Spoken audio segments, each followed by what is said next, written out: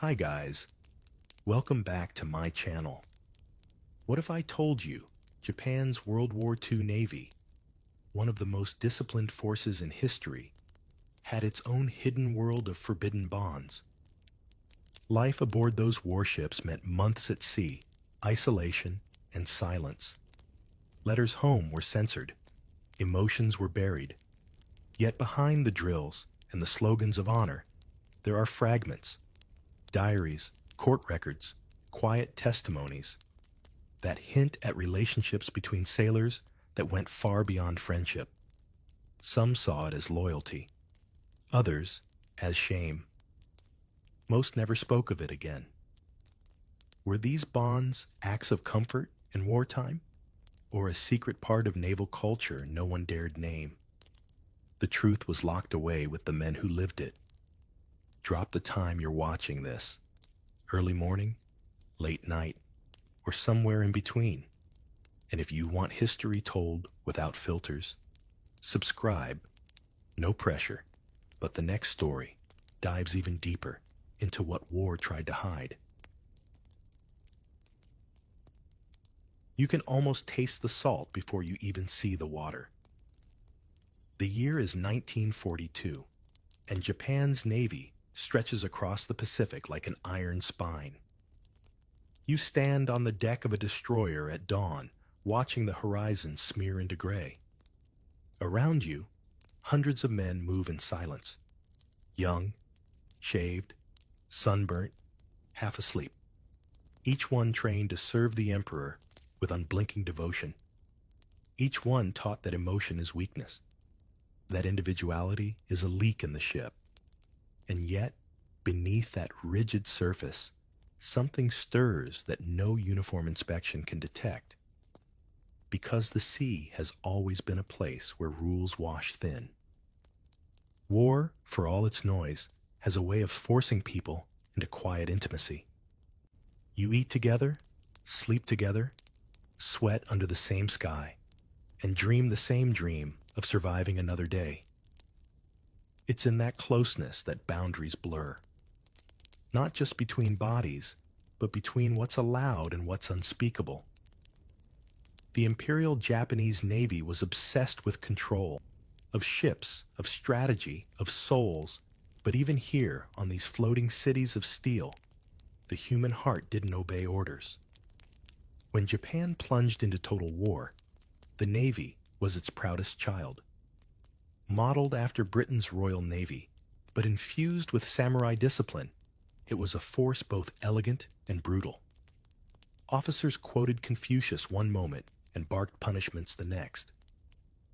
You might think that such an institution left no room for tenderness, but history always hides its contradictions in plain sight. Diaries from sailors, those rare fragments that survived the censors, whispered of special friendships, inseparable comrades, and brothers of the heart. They never said the forbidden word, but everyone reading understood. You might wonder, how could such feelings exist in one of the most conservative militaries on earth? The answer, oddly enough, lies in how Japan understood loyalty. The concept of nanshoku, male love, wasn't new. It had centuries of precedent, celebrated in samurai tales and Buddhist monasteries long before the war. The Tokugawa shoguns had their share of male companions. Kabuki actors were adored by both men and women. The Meiji modernization tried to bury that heritage under Western moral codes, but habits don't vanish, they submerge. By the time Japan entered World War II, those old customs had gone underwater, like coral beneath a new layer of empire. You feel it most in the bunk rooms, where 40 men share one narrow corridor. Air thick with sweat, sea brine, and the faint scent of machine oil. At night, when the engine hum becomes a lullaby, voices drop to whispers. Laughter travels quietly, and sometimes a hand rests on another shoulder a little longer than necessary. The Navy called it brotherhood. The men called it survival. After all, Who else understood the terror of the ocean better than the one sleeping beside you? There's a letter from a young sailor found decades later in a family chest. He wrote to his superior, "When I see you on deck, I feel my chest become light. You teach me courage I didn't know I had." He signed it, not with a name, but with the character for Wave Anonymous, but eternal. Scholars believe the letter never reached its intended reader.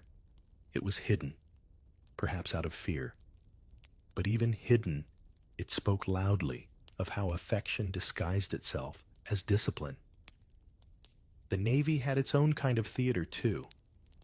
Officers drilled their men in ritualized obedience, but they also admired beauty. Sailors wrote haiku between battles, compared sunsets, even composed songs about comrades who never returned.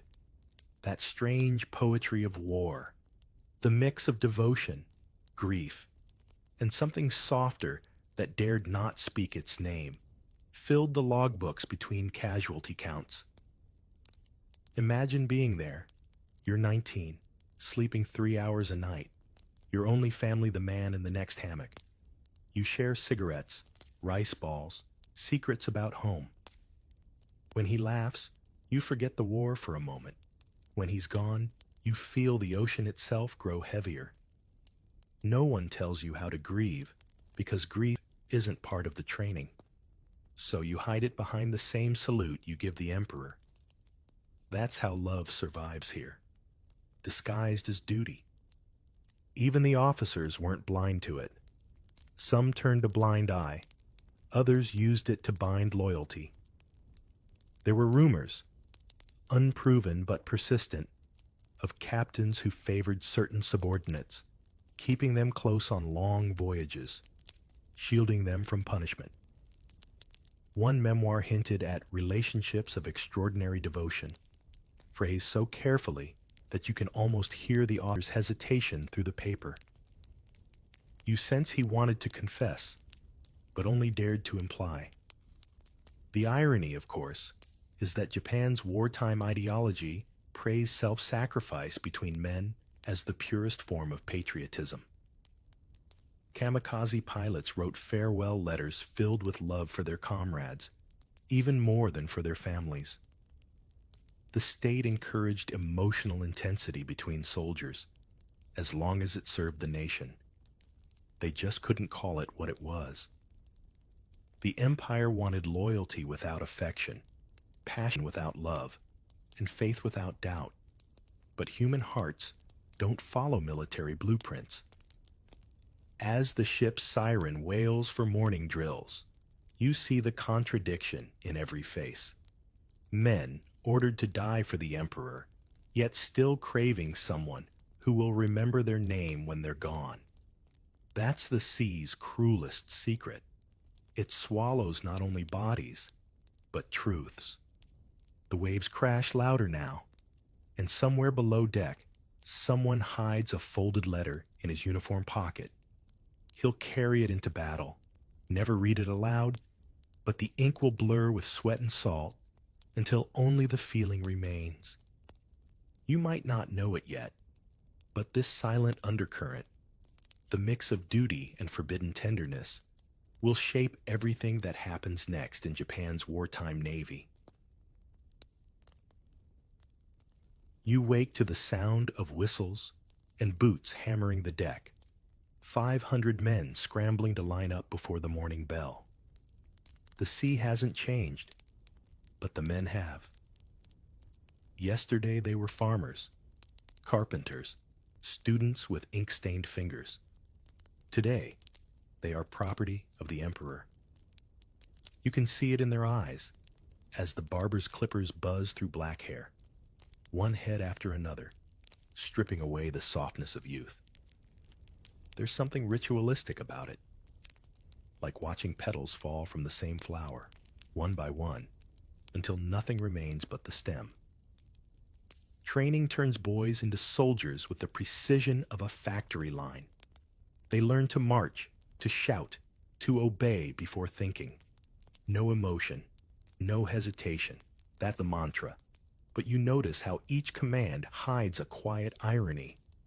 Because the more the instructors try to erase feeling, the more it clings like sweat to the skin. The recruits bathe together, sleep shoulder to shoulder, their bodies packed into tight barracks that make privacy a myth. In theory, it's brotherhood. In practice, it's something blurrier. One old instructor calls it Renai Kyototai, a community of love. He means it metaphorically, of course, but the words hang heavy in the air. You can almost hear the recruits pressing a laugh, not because it's funny, but because it's too true. The Navy demands unity. The men give each other something dangerously close to intimacy. You wonder if the officers know. Oh, they know. They just don't name it. Picture this. It's lights out, and the barracks hum with snores and distant waves. A boy from Osaka lies awake, tracing the rhythm of the ship's engines through his mattress. His bunkmate beside him mutters in his sleep, hand brushing his arm. For a moment, he doesn't pull away. He's not thinking about politics or sin, only about warmth, about the comfort of another living being in a world designed to crush softness. He'll never tell anyone about that moment, but it will stay with him longer than the war itself. Discipline is everything here. Every meal is measured, every breath accounted for. But desire doesn't vanish under rules. It learns to adapt. The sailors invent their own vocabulary, half jokes, half confessions.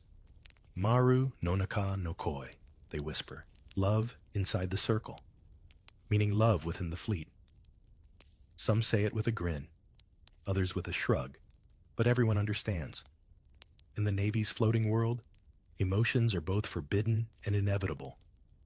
Even the propaganda posters can't help themselves. They show young men standing shoulder to shoulder, eyes fierce, hands gripping the same rope or cannon. The captions praise nakama, comradeship, as the soul of victory. You can't help but notice how tender some of those images look. Two faces close enough to share a breath, a hand on another's shoulder, lingering a second too long. It's loyalty, yes, but loyalty painted with a touch of longing. One historian later compared these dynamics to a state-sanctioned intimacy. The Navy, like many militaries, relied on closeness between men to fuel courage. But in Japan,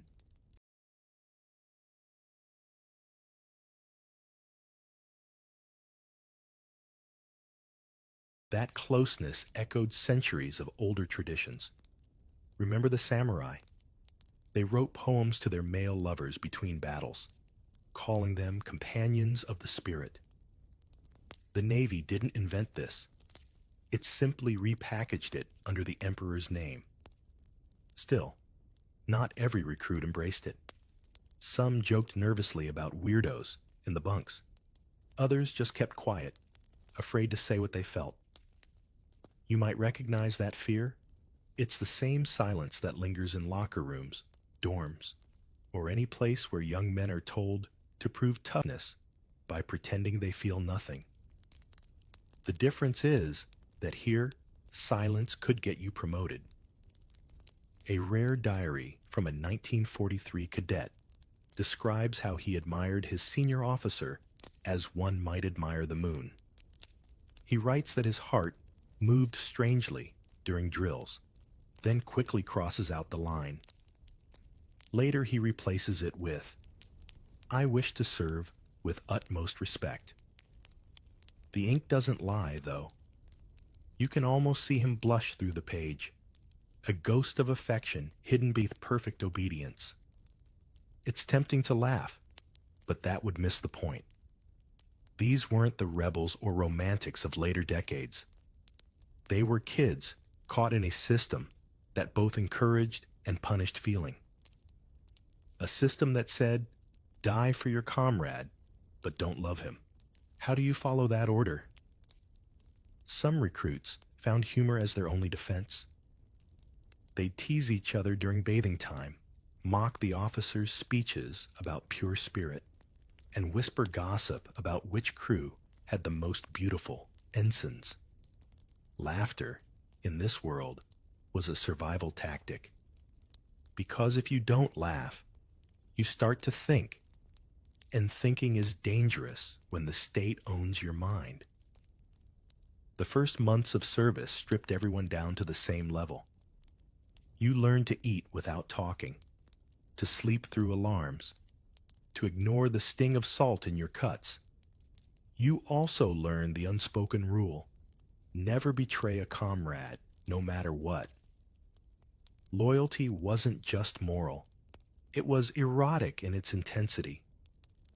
A misplaced glance could ruin you, but a shared secret could save your life. When you see two recruits sparring during drills, their sweat shining in the sun, it's hard not to notice the poetry hidden in the violence. Their movements are sharp, rehearsed, but when one pins the other, there's a flicker of something else, a tenderness buried under the mask of combat. It's fleeting, but real. By the time the ship finally leaves port, the transformation is complete. The recruits have become sailors. The boys have become men. Or at least, they've learned to act like it. Their bodies belong to the Navy, their emotions to no one. But underneath that crisp discipline, the old currents of Nanshoku still flow, quiet as the tide. You can almost feel it as the vessel glides into open water. 1,000 unspoken connections woven through fear, fatigue, and longing. The war hasn't even begun for them, but already the battles inside are louder than the ones ahead. You can hear it before you smell it. The rhythmic thud of the engines, the oily perfume of diesel, the metallic tang of sweat and salt. Welcome aboard a floating city. The destroyer Ikazuchi, the submarine I-58, the cruiser Yamashiro. They all share the same strange heartbeat. Steel corridors tight as arteries, bunks stacked 3 high, and no privacy except the few inches between your breath and the bulkhead. Out here, far from the shore, rank means less than proximity. The sea levels everyone. At first, the closeness feels suffocating. Men eat from the same tin bowls, shoulder to shoulder, knees brushing. Even sleep becomes a group exercise. You turn on your side, and there's always someone's elbow, someone's breath, someone's dream spilling into yours. The air never cools. It just thickens with noise and humidity. You start to forget where your body ends and another begins. The Navy calls this efficiency. You might call it unavoidable intimacy. That's how the bonds form, quietly, like rust spreading under paint. You don't notice it until one day you realize you've learned the pattern of another man's breathing. You know when he's about to laugh, when he's about to cry, when he's pretending to sleep because the night feels too long. The military doesn't have a word for this, but the heart does. Somewhere in the logbooks, the crewman's jokes about brothers in arms take on a new texture. One seaman writes, "He lent me his blanket, though I didn't ask." Another writes, "We shared the same pipe at night until the tobacco ran out." On paper, it's mundane. In the silence of the hull, it's something else entirely. War shrinks the world into fragments, and sometimes that fragment is another person's warmth. You can almost imagine it. After a 14-hour shift in the engine room, you collapse beside your crewmate, too tired to speak. He passes you his canteen, half empty, and mutters, "Don't die before payday." You both laugh. Short, dry, real. Moments like that become currency.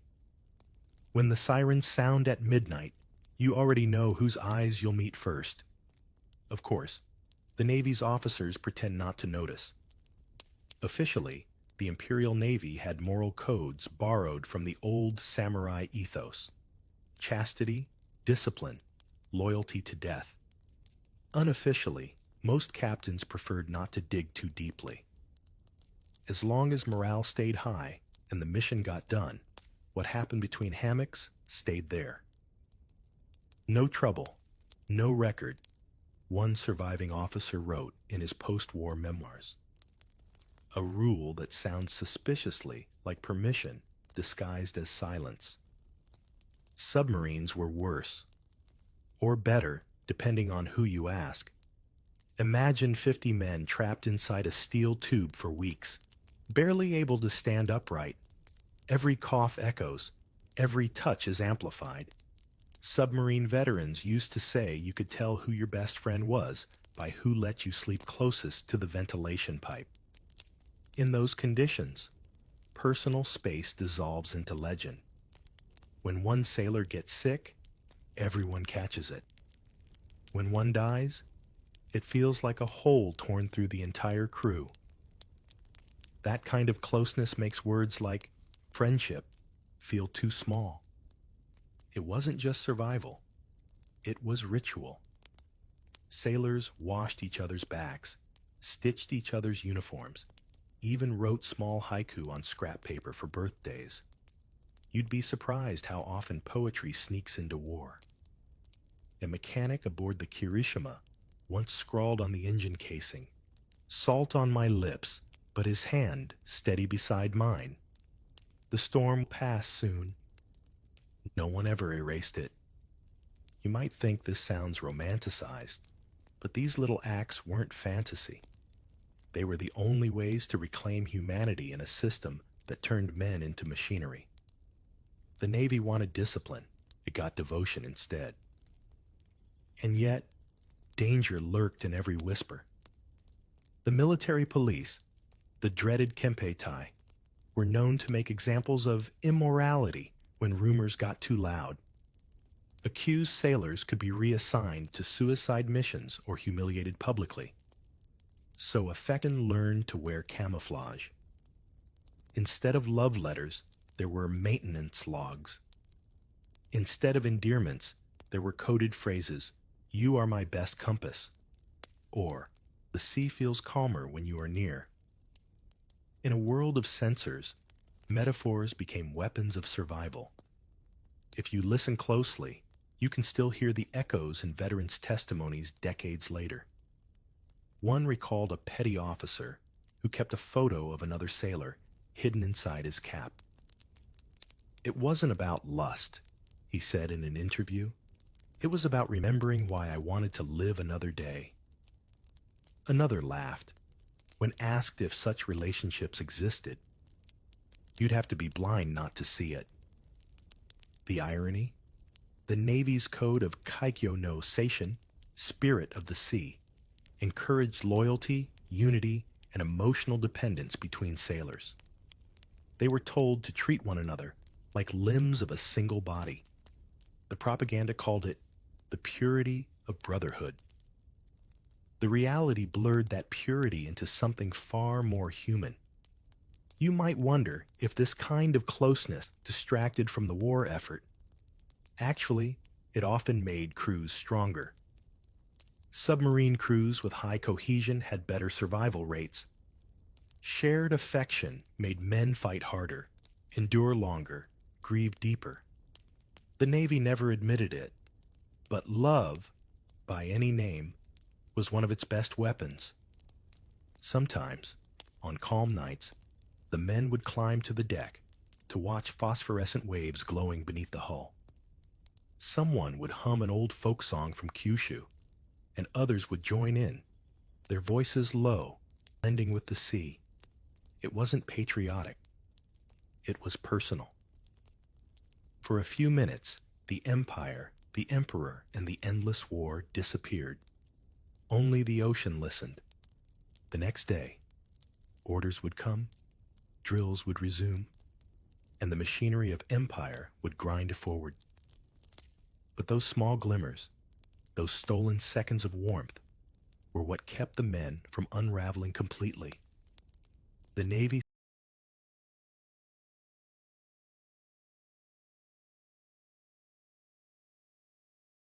thought it was training perfect soldiers. What it really forged were complex, fragile humans bound together by silence, salt, and the impossible need to care in a world that punished caring. Hook your ears to this sound, the thundering chant of Tenno Heika Banzai, echoing across a warship deck as the sun climbs over the Pacific. Every sailor roars it with perfect rhythm. Every arm snaps up in salute, and the ocean itself seems to bow. Its loyalty choreographed into music. What no one says out loud is that the Empire's love language was always between men. You're told to die for your comrade, to devote yourself body and soul to your superior, to bond so tightly that your hearts beat as one. And yet, the same system that feeds you those words forbids you to mean them too deeply. Love beneath the Emperor's flag. That's what historians later called it. Half sarcasm, half truth. You might think it's impossible that such an authoritarian machine could depend on something as tender as affection, but that's the irony of wartime Japan. Emotion was both a tool and a threat. The Navy praised brotherhood so fiercely that it became a state religion. Officers wrote manuals describing the mutual devotion of comrades as the secret to bravery. Psychologists called it Aishin no Kokoro, the loving heart of the warrior. They meant it figuratively, but hearts don't always follow footnotes. You can imagine a young sailor reading those words in a handbook, half understanding, half smiling to himself. The same government that would punish perversion also encouraged men to express passionate loyalty. The line between love and duty was drawn in pencil, and every wave blurred it again. One naval poet, Lieutenant Yukio Mishima, though he became famous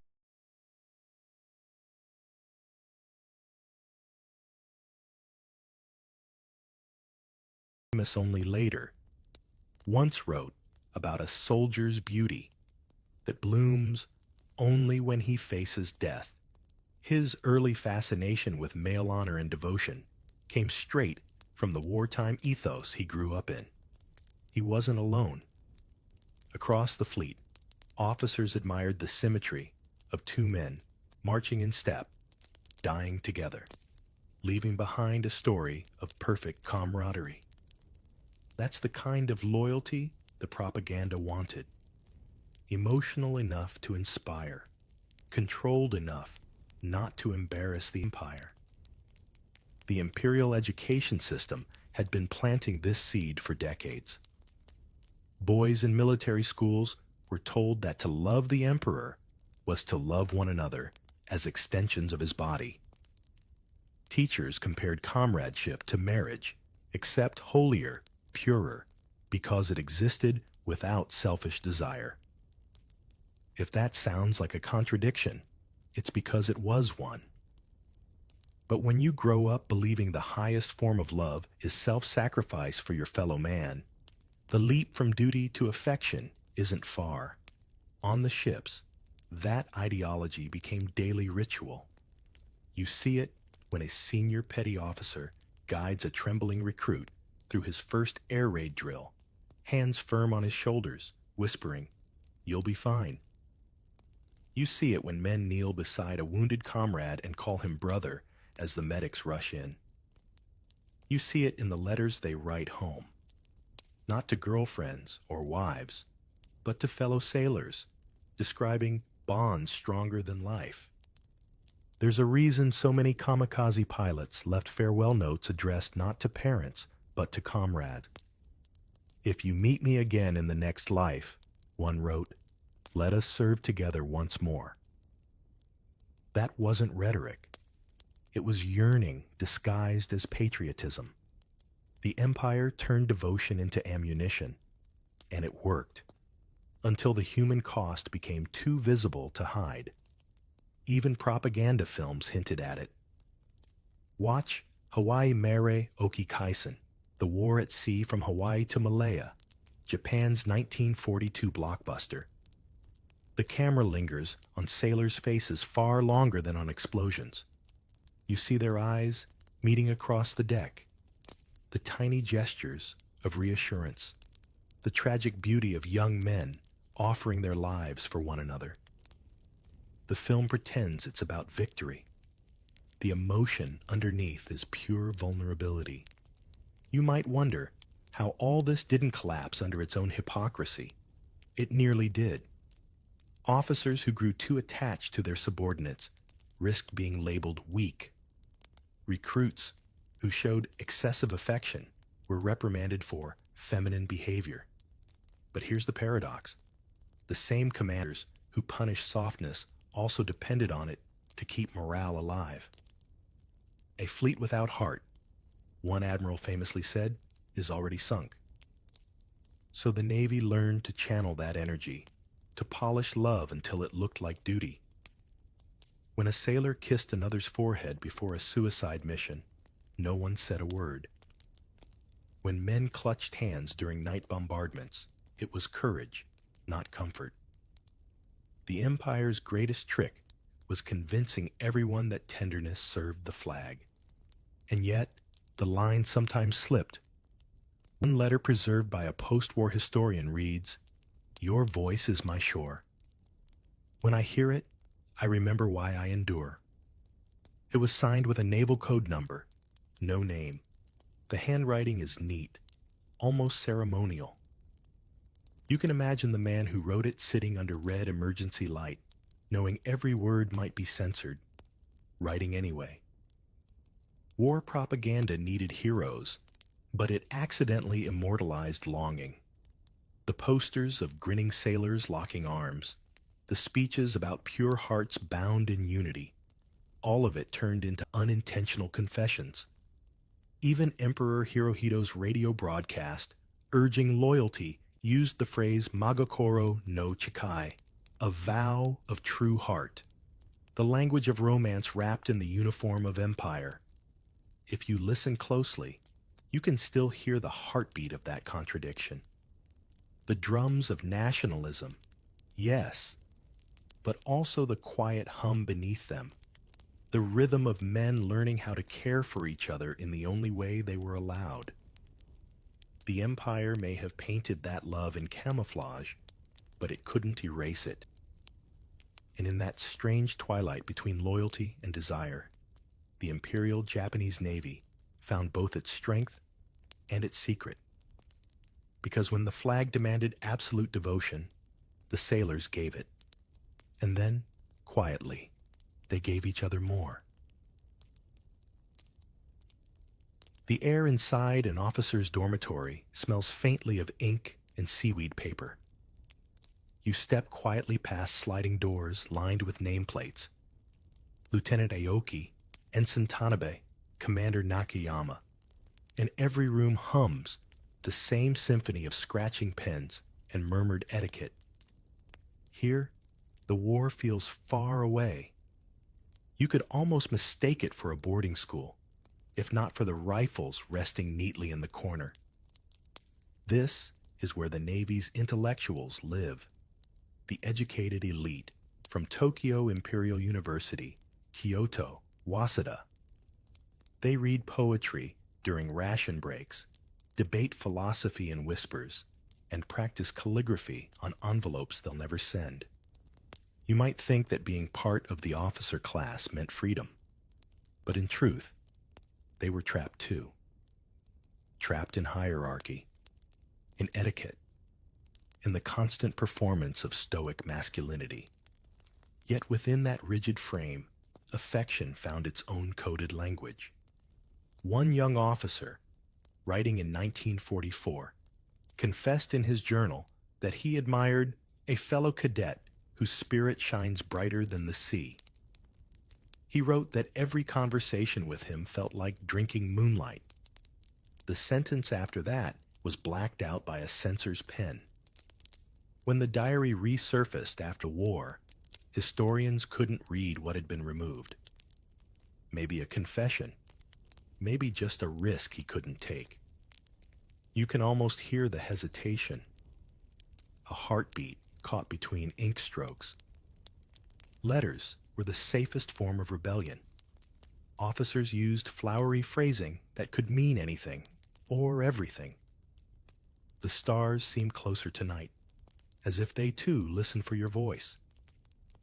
Your advice gave me calm waters during the storm. To an outsider, these read as harmless camaraderie, but among those who knew, they were the Navy's secret sonnets. If you think this sounds too poetic for a military world, you're right, and that's precisely why it worked. Poetry was the perfect disguise. No censor wanted to admit he didn't understand a metaphor. So, affection hid in plain sight. You could write a love letter and call it literature. You'd find these quiet relationships among the cadets of Itajima Naval Academy, the Harvard of the sea.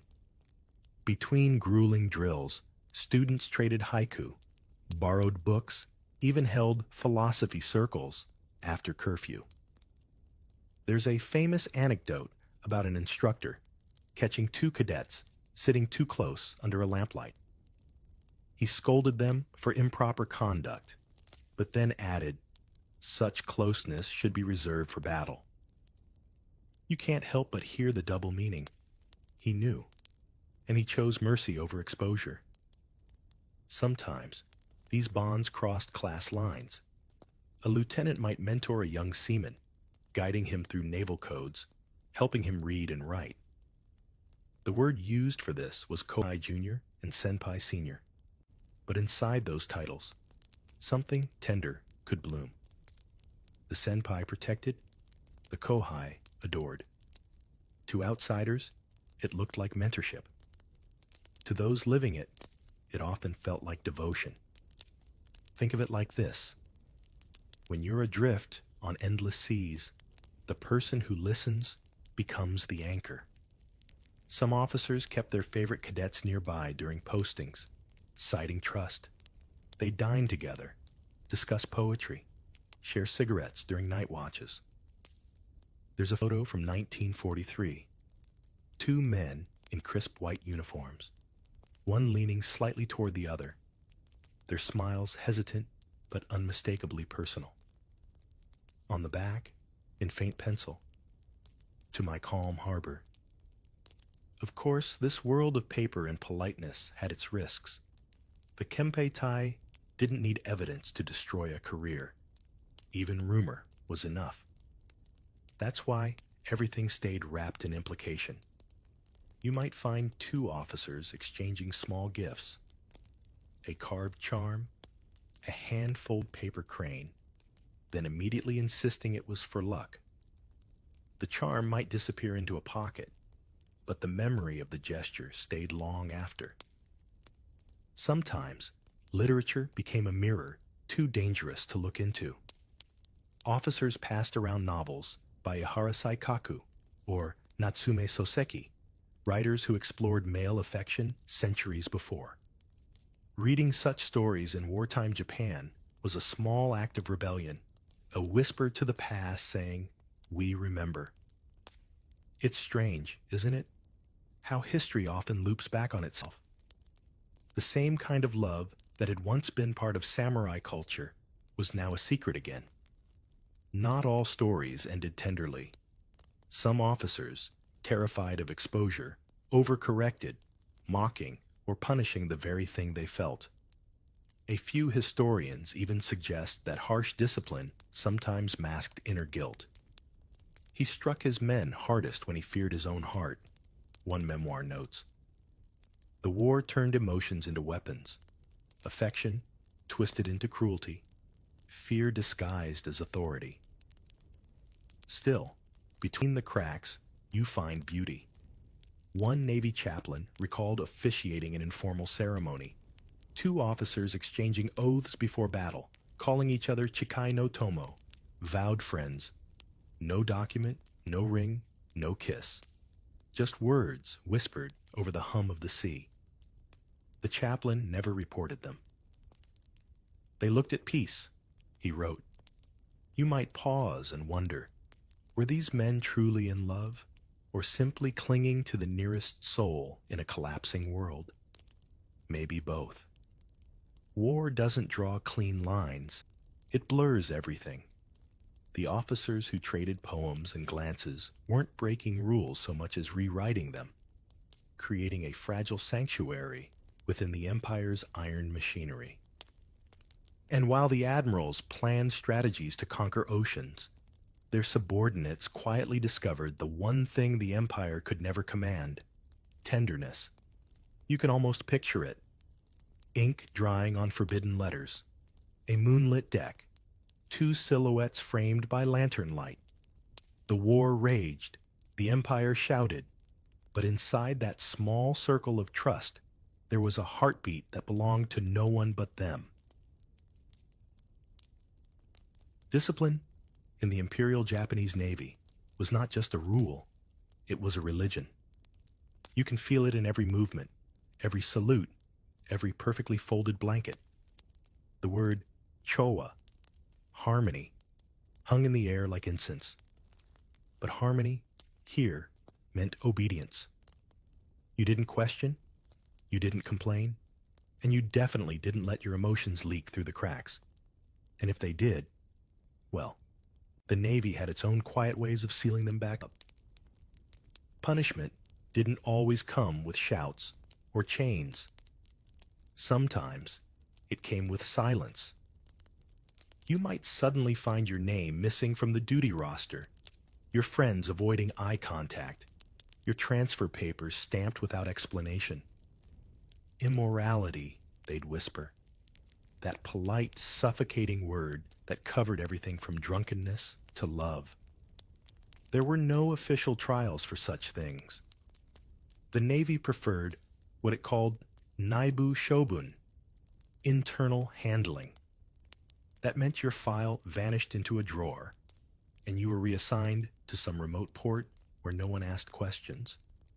For the Empire, erasure was the cleanest form of justice. Why waste time punishing something that could simply stop existing? Still, everyone knew the stories. A petty officer from Yokosuka, caught writing affectionate letters to another sailor, disappeared, transferred to mainland. A group of recruits accused of indecent behavior during night duty, split up, sent to different fleets. The command called it discipline.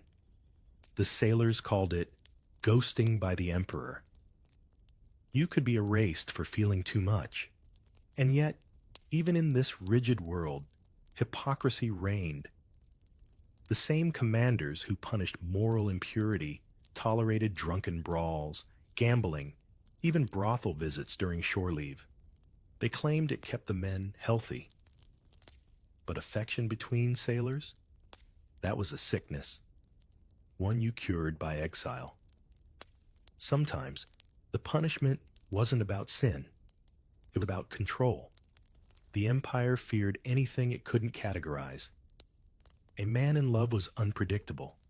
He might choose loyalty to a person over loyalty to the flag. That terrified the system. It's the same reason authoritarian regimes everywhere mistrust intimacy. It breeds a kind of truth that propaganda can't compete with. Imagine being one of those sailors, summoned to the commander's office. The door slides shut, and the room feels smaller than your guilt. No accusation, no shouting. Just that careful, deliberate tone.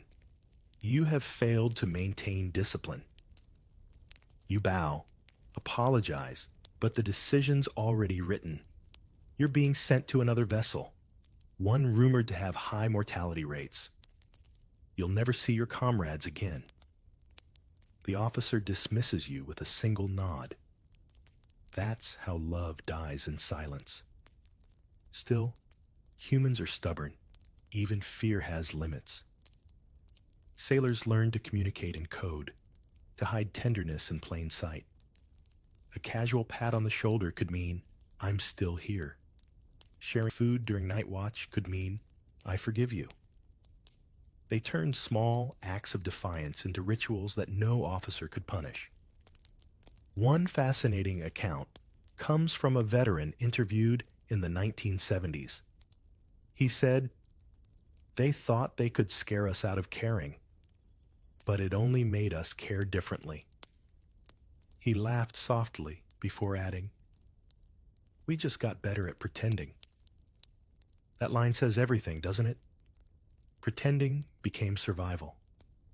The military's obsession with purity went beyond people. It extended to language. The official naval code books banned certain expressions considered too sentimental. You couldn't write, I miss you, even to your family. You had to say, I pray for your well-being.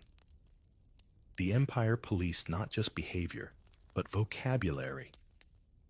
It's hard to imagine now, but back then, even the word love was considered subversive. Of course, sailors still found ways around it. They replaced love with courage, affection with spirit. It's why so many wartime letters sound strangely poetic.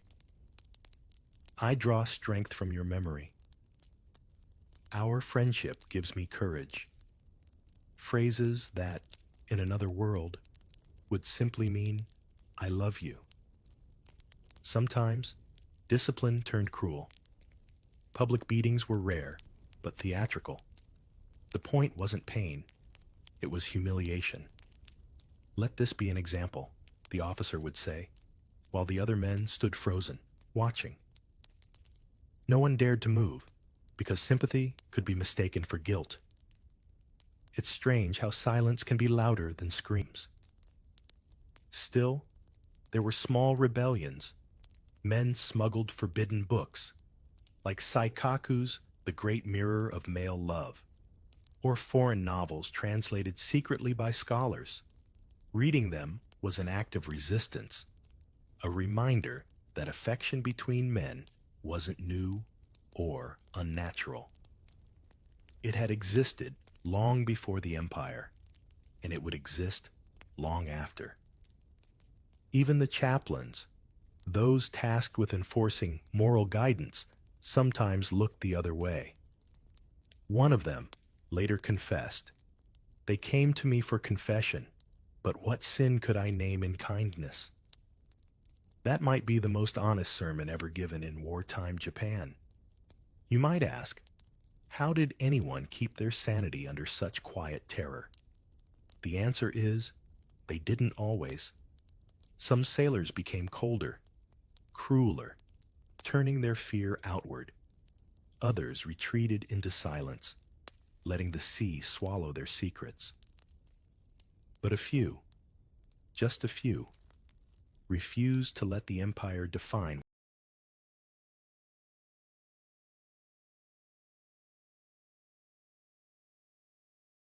what they felt. They learned to find freedom in the smallest gestures. One veteran told a historian, they punished us for what kept us human. But the sea never told, and maybe that's the final irony. The ocean, vast and indifferent, became the only witness that didn't judge. Above deck, the sun sets like a wound over the horizon. The siren wails for evening drills, and you can almost hear the echo of all those lost names. Men who were disciplined into ghosts, yet left ripples that never stopped moving. They told you heroes don't cry, but the ocean proves them wrong. The first shell hits before dawn, and the sky turns white with fire. You grip the rail as the Yamato shudders, metal screaming, decks splintering. The Empire's last pride, the invincible ship, now groans like a dying animal. You shout for your comrades, your voice shredded by wind and smoke, and for a moment you don't know if the salt on your face is sea spray or tears. The history books call this glorious sacrifice. You'd call it chaos with paperwork. The air stinks of burning oil. The water foams black with debris, and orders echo like nonsense. Man your stations. Seal the compartments. But what do orders matter when the sea itself is on fire? Men stumble, crawl, drag one another across tilted decks. The line between bravery and panic blurs fast. A sailor beside you, his name might be Watanabe, or maybe just brother, shoves a life vest into your chest. You try to give it back. He laughs. You can't swim with honor, idiot. Then another blast throws you both down, and suddenly you're clinging to each other, because there's nothing else left to hold. That's the real story of courage. Not the slogans, not the emperor's radio speeches, but two terrified men refusing to let go while the empire sinks beneath them. When the Yamato went down in 1945, survivors didn't talk about glory. They talked about voices. The last words shouted across the deck weren't banzai. They were names. Tanaka. Sato. Come back. It's strange how war strips away everything except what matters most. Not the nation, not the flag, just the person next to you, the one who remembers who you are. Later, one survivor told a reporter, "He held my wrist until the water took us both." I don't know if I was trying to save him or myself. That line never made it into official records. The military didn't like sentences that sounded too human. The official version said, "Discipline maintained until the end." But you can hear the difference, can't you? One sounds like propaganda. The other sounds like love. Across the Pacific, hundreds of ships were dying the same way. On the Shinano, a torpedo tore through the hull, and two petty officers were last seen clasping hands as the lights went out. Their bodies were found later, still together. The report called it mutual assistance. The sailors who knew them called it what it was: devotion. You'd think in moments like these, fear would turn men selfish. It didn't. Some tied themselves together with rope so they wouldn't drift apart. Others gave away their last oxygen tanks or life vests. You can't call that anything but love. Disguised, desperate, unspeakable, but real. The Empire tried to erase emotion from its soldiers, and here it was, roaring back in the middle of hellfire. Even American rescuers noticed it. A U.S. Navy medic wrote in his journal, "They held on to each other constantly." It wasn't panic. It looked like habit. He didn't realize he was witnessing the end of a secret culture that had thrived below decks for years. Bonds forbidden in life became undeniable in death. And it wasn't just tragedy, it was defiance. Every time a sailor reached for another in the water, he was choosing humanity over obedience. The imperial code demanded death without attachment. The ocean demanded honesty. You can almost hear it in the silence after the last explosion fades. Men gasping, coughing, calling out through smoke, their words stripped bare of rank or ritual. Somewhere in that darkness, a voice starts singing, an old Navy hymn about returning home. Another joins in, then another. Soon the floating wreckage hums with song, quiet but steady, a chorus of ghosts refusing to disappear. For a moment, the sea itself seems to pause and listen. The Empire can sink, the ships can burn, but the sound of men remembering each other, that part doesn't die. When dawn finally breaks, the survivors float among the wreckage, their eyes red, their hands still linked. They don't shout banzai. They whisper names. That's how you know what love looks like in war. It's not pretty, not poetic, just stubborn. The world will call it duty, call it loyalty. Anything but what it truly was. But you were there. You saw it. You know the truth. The emperor's empire went down with his fleet, but those bonds, those human, forbidden, blazing bonds, kept on floating long after the flag sank. And maybe, just maybe, that's what the ocean wanted all along, to keep a few pieces of love from drowning. The war ends not with an explosion, but with a whisper. August 15th, 1945. The emperor's trembling voice crackles through the radio. Japan has surrendered. You're still in uniform, sitting on a crate near a ruined dock, surrounded by men who don't yet know whether to cheer or cry. Some stare at their hands, as if realizing they're still attached. Others just laugh, quietly, the kind of laugh that comes when you're too tired to feel relief. The empire has fallen, and with it, the only world you've ever known. You might think freedom arrives like sunlight, but it doesn't. It arrives like fog, thick, disorienting, full of ghosts. You look around and see familiar faces suddenly unfamiliar. The hierarchy collapses overnight. Admirals become prisoners. Officers bow to American interpreters. And those who once shouted about purity now whisper about survival. For many sailors, the surrender wasn't an ending. It was a cover-up. The same Navy that once demanded loyalty now demanded silence. Reports were destroyed, files burned, diaries confiscated. We will preserve the dignity of the imperial forces, the surviving admirals declared. What they meant was, we will erase what doesn't fit the myth. That meant you too. The quiet bonds, the friendships, the love stories that kept men alive, none of that made it into the new Japan. The victors wanted a country of clean slates and moral redemption. So anything that hinted at indecency or moral weakness vanished with the ashes of Tokyo. You were told to forget. You were told to start over.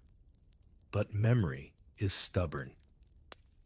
Some sailors came home to find their families gone, their towns flattened. Others walked for days in the countryside, nameless, homeless, haunted.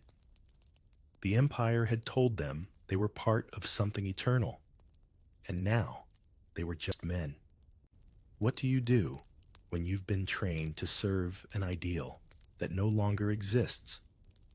You cling to the fragments of what kept you human. A few veterans tried to confess, to priests, to doctors, to no one in particular. They spoke of the nights aboard ship, of the hands they still felt in their sleep. It wasn't wrong, one insisted to an interviewer years later. It was the only thing that was right. But in 1945, Japan wasn't ready to hear that. The American occupation brought new rules, new censorship, and a new kind of morality. One imported straight from Hollywood and Sunday school. The U.S. authorities rewrote Japan's penal codes, reinstating bans on public indecency that included same-sex acts. Ironically, pre-war Japan had been more lenient than its conquerors. The occupation forces, armed with Coca-Cola and Christian ethics, painted love between men as shameful, something un-Japanese. The irony is almost too thick to swallow. So you keep your silence. You get a factory job. You bow when told. Maybe you marry because everyone expects it. You have children who never hear about the man who once held your hand in the dark of the Pacific. You tell them stories about discipline, honor, the Navy's glory, but never about the letters you burned before the surrender. And yet, the past leaks through in strange ways. A melody from training camp hums through your mind while you're fixing a bicycle. A scent of sea oil makes your chest tighten. A film about the war plays in a Tokyo theater. and you find yourself scanning every frame, searching for faces that never came home. You don't find them, but your pulse still quickens when the actors shout, "Banzai," as if the sound carries ghosts. There's one story that lingers. A group of sailors returning from a southern island in late 1946. They stop at a small shrine near Hiroshima, where the trees still grow crooked from the blast. One man kneels and places two Navy badges side by side on the altar. "For both of us," he says softly. His friend was lost at sea, but he still brings the offering every year. To the villagers, he's just another veteran paying respect. But to him, it's a reunion. Japan, under occupation, reinvented itself as modern and modest. The Navy's history was rewritten into a tale of sacrifice and tragedy, but never of tenderness. Even the museum stayed quiet about the things that didn't fit the narrative. The American curators wanted discipline, not affection, loyalty, not longing. And so, for decades, the story of those forbidden bonds sank beneath layers of national shame. But deep down, you know, forgetting is impossible. Every night, you lie awake, and the ceiling blurs into the same steel-gray sky you once watched from the deck. You remember his voice calling your name through the gunfire. You remember how his laughter cut through the noise like sunlight on waves. The war took everything, but not that. And maybe that's the cruelest truth about peace. It doesn't erase what war revealed. It just teaches you to keep it quieter. You walk past the harbor years later. Older now, slower. A fishing boat passes, its crew laughing, and for a second, you hear the echo of your youth in their voices. You smile without meaning to. Somewhere out there, beneath the waves, the wrecks of your ships rest like sealed letters that history never opened. But you know what they say. You always did. Time moves strangely after war. Decades pass, but the sea still sounds the same. The men who once ruled the waves now shuffle through quiet neighborhoods, their medals packed away in drawers. Japan has rebuilt. Neon towers, bullet trains, vending machines that hum like lullabies. But somewhere behind all that modern glitter, the ghosts of the Navy still breathe. You can almost hear them in the sound of rain against tin roofs, like Morse code from another life. The ones who remembered didn't talk easily. For years, silence was loyalty's last order. But old men grow careless with secrets. By the 1970s, a few began to speak. Softly, haltingly, as if testing the air for forgiveness. They told stories that didn't sound like the war movies.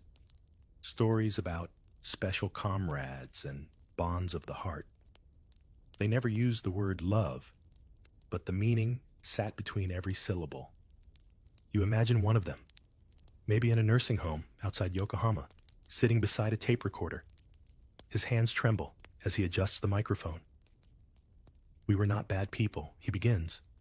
"We were just lonely." He laughs, a dry, careful sound, and adds, "They told us to love the emperor. We chose each other instead."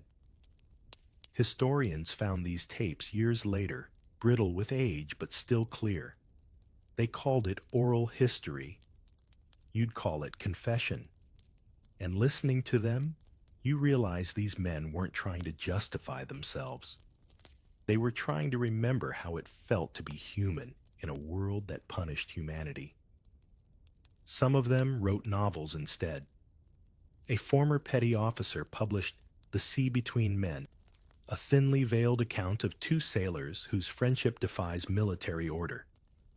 Critics called it melancholy and unrealistic.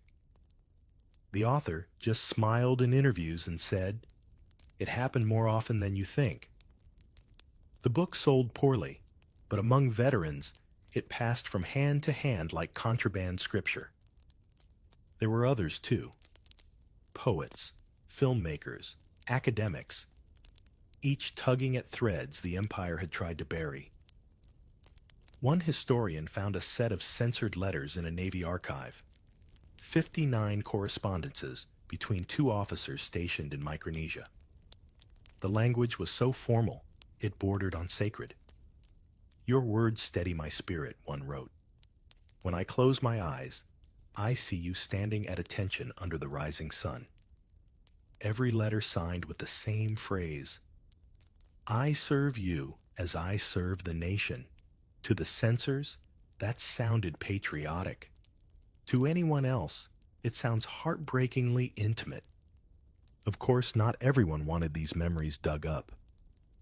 Japan's post-war identity rested on a fragile foundation of shame and pride. The state preferred to frame its soldiers as tragic, not complicated. "Keep the past clean," a politician once warned during a press conference about war literature. Clean, as if history were a uniform you could wash. But memory doesn't clean. It stains. And those stains began to show. In the 1980s, documentaries quietly interviewed surviving sailors, men now in their 60s and 70s. They described nights aboard ship when the sea was calm and everything felt suspended between duty and desire. One smiled as he recalled singing duets during watch duty. He had a terrible voice, but when he sang, the ship stopped feeling like prison. You can almost hear the laughter in that sentence, the kind that carries both fondness and regret. That's how most of these men talked, balancing on the thin edge between nostalgia and grief. They didn't need sympathy. They just wanted someone to listen. One particularly moving interview comes from a man named Nakahara, a cook aboard a submarine during 1943. When asked if those kinds of relationships existed, he paused, looked away, and said, "We loved in silence. The ocean was our witness." Then he smiled, a little embarrassed, and added, "I hope God forgives us, but I also hope he doesn't change a thing." What strikes you most isn't their guilt, it's their gentleness. These weren't radicals or rebels. They were men who found small acts of compassion in a machine built for destruction. And as they aged, their memories became their rebellion. Every retold story was a quiet middle finger to the empire that taught them to forget. By the 1990s, scholars began calling this the suppressed queer memory of the Imperial Navy. But the veterans didn't use words like queer or identity. They just said omoid, memory. For them, it wasn't ideology. It was survival. A truth carried too long to be denied. In one documentary, a historian reads aloud a letter recovered from a wreck site in the South China Sea. The paper, water-stained but legible, says, "If this ship sinks, let it sink with our story." The camera lingers on her face as she reads. "They never tell us what story," she says softly. "But you know, you always knew." What makes these testimonies so haunting isn't the tragedy, it's the tenderness. You can feel it in every shaky voice, every tearful laugh. They don't sound like men confessing sin. They sound like men remembering love. And after a lifetime of silence, that's all they ever wanted, to remember out loud. As they speak, Japan listens, uneasy, uncertain, but listening. Because the empire may have died in 1945, but its ghosts never stopped asking to be heard. They buried the truth beneath the waves, but the sea never keeps secrets forever. 80 years later, the tide is still whispering. You stand on a gray morning shore at Kure, watching waves slap against barnacled steel. What's left of the ships that once carried the emperor's will. Tourists stroll past with cameras. School kids eat ice cream near a rusted anchor. And yet, if you stand still long enough, you can almost hear the echo of men laughing, arguing, singing, loving in the heartbeat of the surf. Japan rebuilt itself into glass and neon, but history still leaks through the cracks. For decades, no one dared to speak of the Navy's hidden tenderness. Now, those stories are surfacing like driftwood, faded, scarred, but unmistakably alive. Filmmakers, historians, and grandchildren of sailors are finding what the Empire tried to drown, evidence that love survived even in a world designed to destroy it. A few years ago, a small Tokyo film called Sea of Souls told the story of two wartime sailors whose loyalty crosses into something deeper. It didn't win awards, but audiences cried quietly in the dark. One reviewer wrote, "It's not about sin. It's about the only kind of love war couldn't kill." And just like that, the silence cracked. In universities, professors teach new courses on gender and the Imperial Navy, showing students letters once stamped classified. Those letters, written on thin naval stationery, speak with heartbreaking restraint. Your courage steadies me. I sleep easier knowing you're near. Each line walks the knife edge between duty and desire. Scholars call it the language of camouflage. You call it honesty in disguise. Art, too, has joined the resurrection. In Hiroshima, a sculptor cast two bronze sailors standing inches apart, close enough that their shadows merge on sunny days. The plaque reads, "The space between them is the story." No one says the word love, but everyone feels it. You notice how public sentiment has softened. Young activists organize exhibitions titled "The Hidden Heart of the Navy." Families bring faded photos, some still in tin boxes that smell faintly of the sea. A granddaughter lifts a yellowed letter from her grandfather's uniform pocket. The handwriting trembles, but the words don't. You were my calm harbor. The crowd goes silent. No one needs to translate. Of course, not everyone approves. Politicians mutter about revisionist history.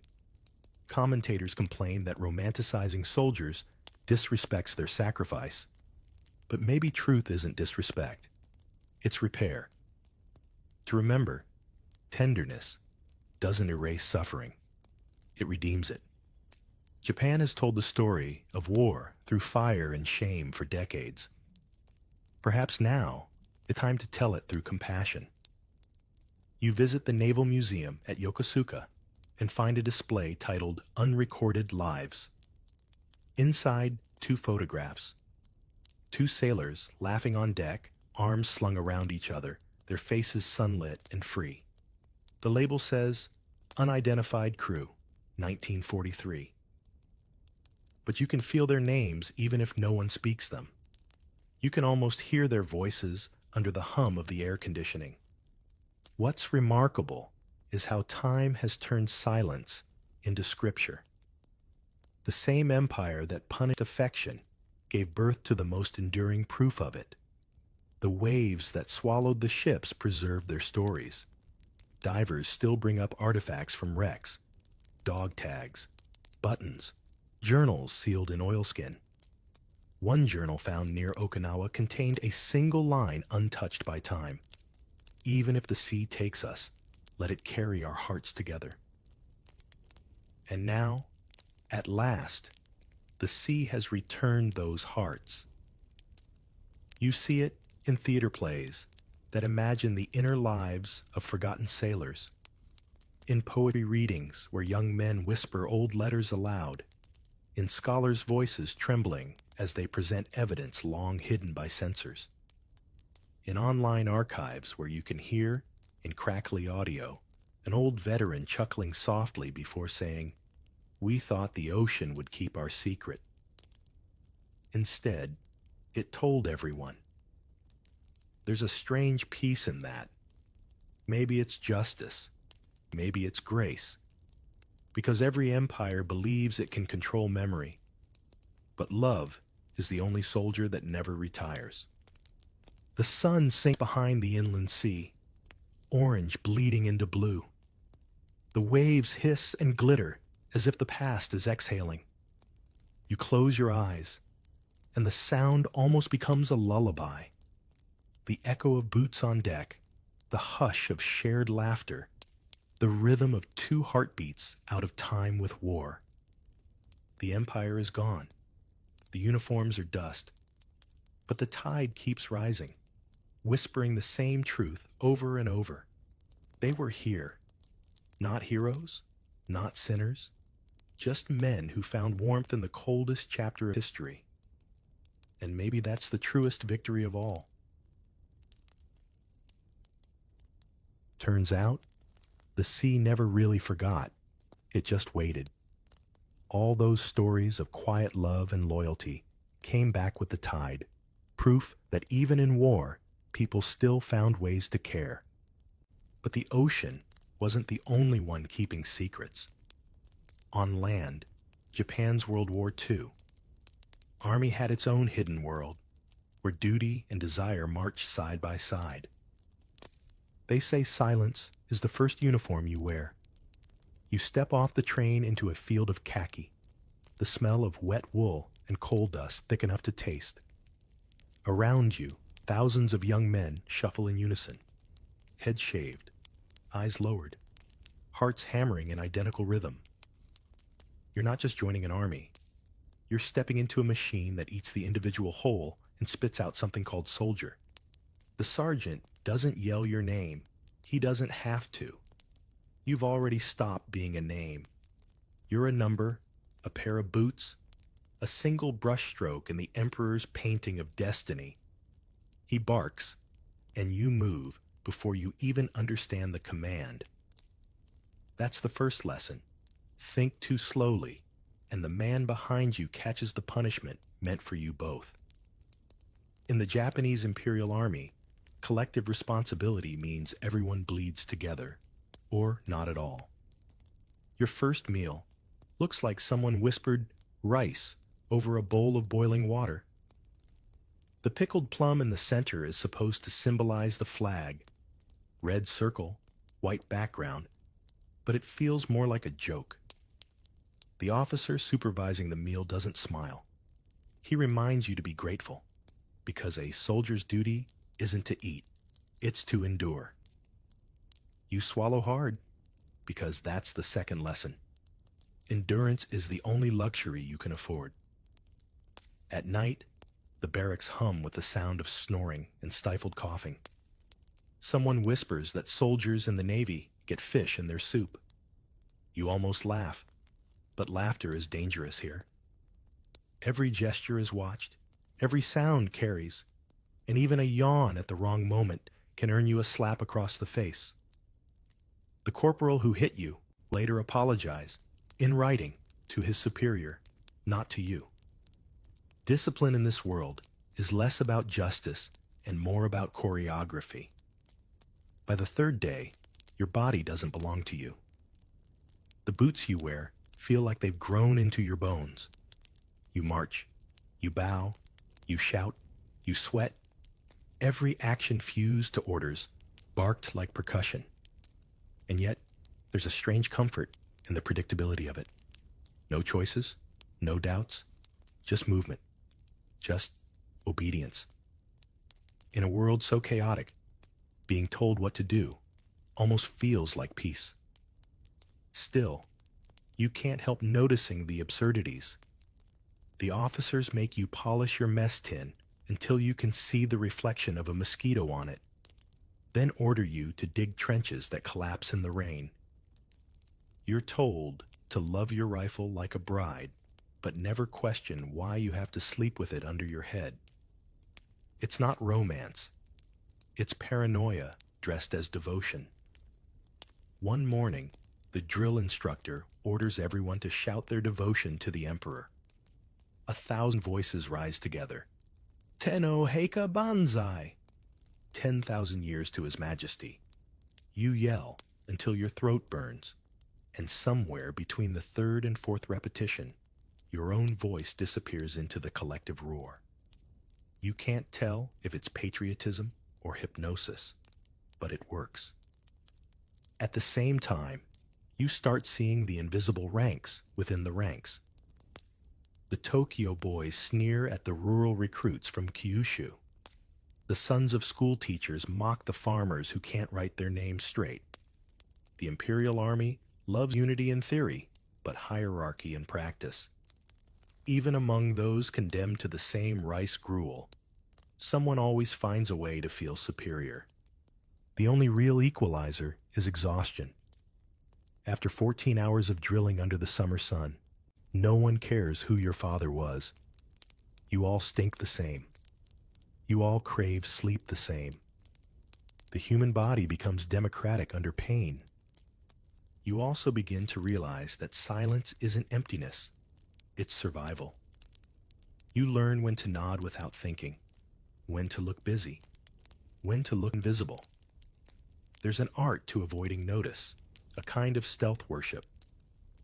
You polish boots slowly enough to seem meticulous, but quickly enough not to look lazy. You salute with just enough energy to signal respect, but not enough to look desperate. It's like performing an endless play, where the wrong expression can end your career or your life. And in that performance, something eerie happens. You start to forget who you were before the uniform. Your handwriting gets stiffer, your laughter rarer, your thoughts smaller. You catch yourself saying watashi instead of or, the polite I instead of the casual one. You start calling yourself soldier even when you're alone. Every morning begins with a bow to the emperor's portrait. It's a photograph framed in wood, slightly crooked from humidity, but you're told that his divine spirit inhabits it. You bow anyway, deeply. Because what if it's true? What if he is watching? The thought keeps your spine straight, even when your legs shake. Sometimes you wonder, does he ever think of you? The man in the portrait, the shining god in the newspaper headlines. Does he know you haven't eaten properly in 3 days? Does he know your feet bleed through your socks? You push the thought away, because doubt is a sin here. When rain comes, it doesn't cool the air. It turns the ground into soup. You stand guard in it, your rifle slick and your stomach hollow. Someone faints, face first into the mud, and the corporal shouts for the rest to keep standing. You obey, of course. There's a strange comfort in cruelty shared by all. It spares you from loneliness. By the time night returns, you don't dream of home anymore. You dream of silence. Thick, clean, empty silence. A world without shouting, without orders, without the weight of an unseen gaze judging your every move. But the dream fades as quickly as it comes, replaced by the bugle's cry that tomorrow you'll do it all again. And that's how it begins. Not with courage or glory, but with quiet surrender. Not to an enemy, but to the system itself. You don't notice it happening. You only realize, much later, that your first battle wasn't fought with bullets. It was fought with identity, and you already lost. The barracks are your new home, and home smells like damp straw and boiled miso.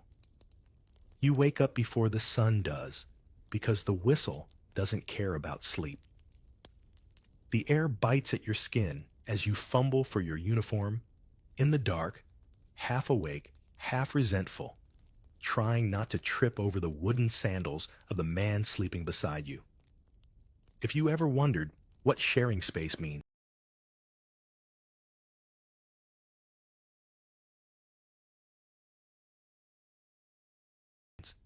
the Imperial Army has a clear definition. Every breath, every cough, every secret is now communal property. The walls are thin enough that you can hear a man's heartbeat if you listen closely. Every rustle, every turn, every snore is public sound. Privacy isn't a right, it's a memory.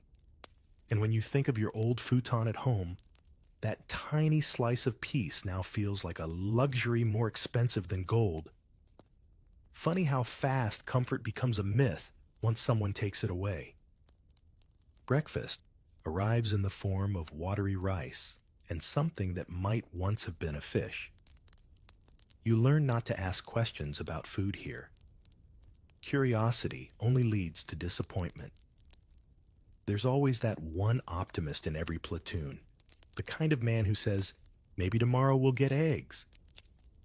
You learn to love him quietly because his hope feeds everyone else more than the meal itself. You also learn the subtle politics of eating. The quickest hand doesn't always win because seniority is sacred. A sergeant's bowl is always fuller than a private's, no matter how equally they marched. It's not greed. It's the invisible architecture of hierarchy. The Imperial Army doesn't need walls to divide you. It uses spoons instead. After breakfast comes inspection. 1,000 eyes scan 1,000 uniforms, and even a loose thread becomes a sermon on discipline. If your buttons don't gleam, you'll polish them until your reflection looks back at you like a ghost. The corporal reminds everyone that a dirty soldier reflects a dirty nation. You start to understand that in this army, cleanliness isn't about hygiene. It's about ideology. You sweep the barracks floor with a brush smaller than your hand. You polish your rifle until the metal burns your fingers. You line your sandals with such precision that a ruler could salute them. It's obsessive, absurd, almost comical, but also strangely meditative. There's something soothing in repetition, in the way the body remembers tasks long after the mind forgets why. Once, during rest hour, a senior soldier named Takahashi leans over and says, "Remember this, you don't live in the barracks live in you." You don't understand at first, but later, when you wake at night and automatically fold your blanket in perfect corners without thinking, you realize what he meant. The discipline seeps in like rain through wood. It reshapes you quietly, patiently, irreversibly. There's a rhythm to the barracks life. Scrub, boo, report, repeat. The floorboards creak in time with your heartbeat. The corporal's sandals click like a metronome of fear. Yet between those mechanical beats, little moments of humanity sneak through. A muffled laugh, a shared cigarette stub, a story whispered through the dark. That's how soldiers survive the monotony, by pretending routine has meaning. Sometimes you find humor in absurd places, like the way men argue about who snores louder, or how one recruit insists his home prefecture's rice could win wars. You smile, even risk a chuckle, and the tension softens for a second. But when the sergeant's footsteps echo down the hall, every grin evaporates like steam. You go back to stone faces and folded hands, praying his mood isn't stormy today. Bath time feels like a sacred event. The wooden tub is barely large enough for 3, but somehow 6 of you fit. The water turns cloudy within minutes, but no one complains. Soap slides, elbows bump, laughter bubbles up. For a fleeting moment, the line between soldier and boy blurs. You're not warriors. You're just tired men trying to scrub away the smell of fear. Lights out means nothing here. The oil lamp flickers. The rain drums on the roof, and someone hums an old folk song about the sea. You find yourself humming along, not because you like it, but because it reminds you that sound still exists outside orders. Music even off-key, feels like rebellion whispered into the dark. If this were a modern workplace, you might call it team bonding. But the Army's version is far harsher. Camaraderie is built through suffering, not social events. You share everything: food, sweat, insults, and somehow that shared discomfort forges trust. No one says it aloud, but the man who marched beside you through the mud is closer than a brother. Every evening, before sleep, you kneel in line and bow toward the Emperor's portrait again. The sergeant reads from the imperial rescript to soldiers and sailors, his voice trembling with reverence. Duty is heavier than a mountain. Death is lighter than a feather. You mouth the words by rote, like a prayer you don't believe but can't afford to question. And somewhere, in the middle of those rituals, you start to sense the quiet genius behind them. This isn't just training, it's transformation. The Army doesn't build fighters, it builds faith. Every bow, every chant, every uniform inspection is a sermon in disguise. You're being rewired to see obedience as holiness, submission as pride. It's strange. Before the war, you thought discipline was about control. Now you see it's also about comfort. Knowing what to do, when to do it, and how to do it means you don't have to think. And not thinking is the only peace the Army allows. When the lamp finally dies and the night presses in, you lie awake listening to the breathing of 100 strangers who have somehow become family. The smell of sweat and tatami fills your nose. The sound of rain seeps into your dreams, and for a moment, you forget where the Army ends, and you begin. You'd think discipline meant rules, but here, discipline means pain dressed up as virtue. The morning begins, as usual, with shouting. The kind of shouting that scrapes the inside of your skull like a rusted nail. The corporal strides down the line, bamboo stick in hand, eyes gleaming with the authority of a minor god. He's barely older than you, but the uniform has inflated him into something holy. Someone sneezes during roll call.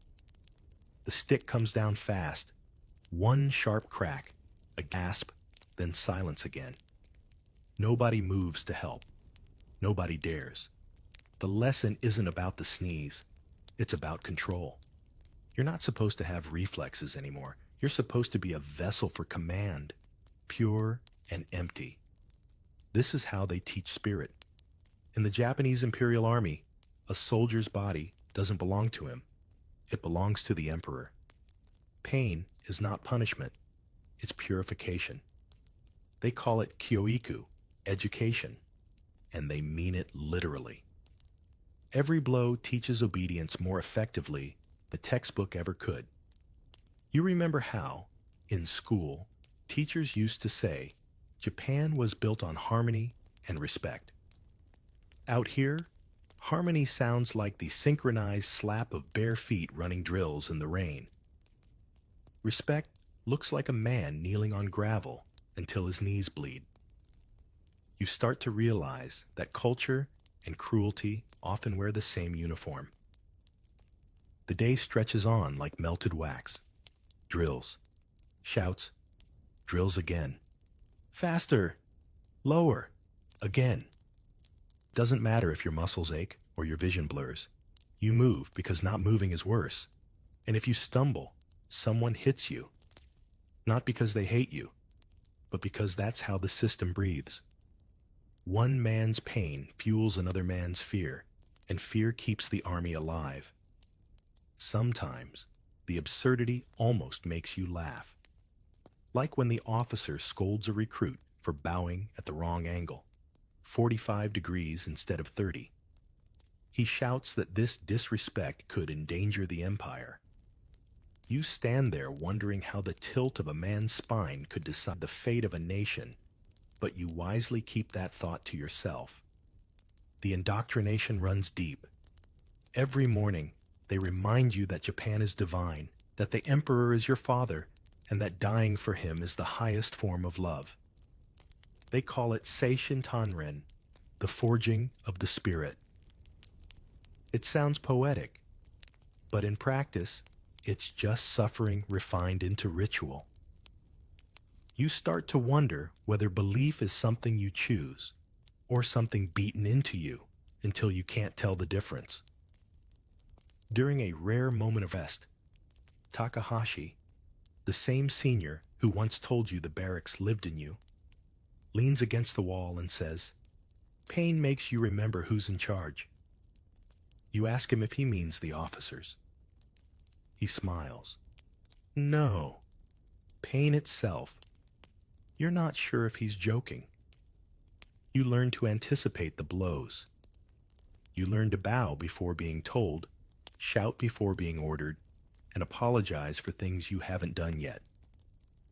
The Army calls this efficiency, but sometimes, in the quiet of the night, you think of it as domestication, like a farmer breaking a horse, except the horse learns to thank him for the saddle. There's one corporal everyone fears, a man named Nakamura. He's small, wiry, with eyes that look like they've seen too much sun and too little mercy.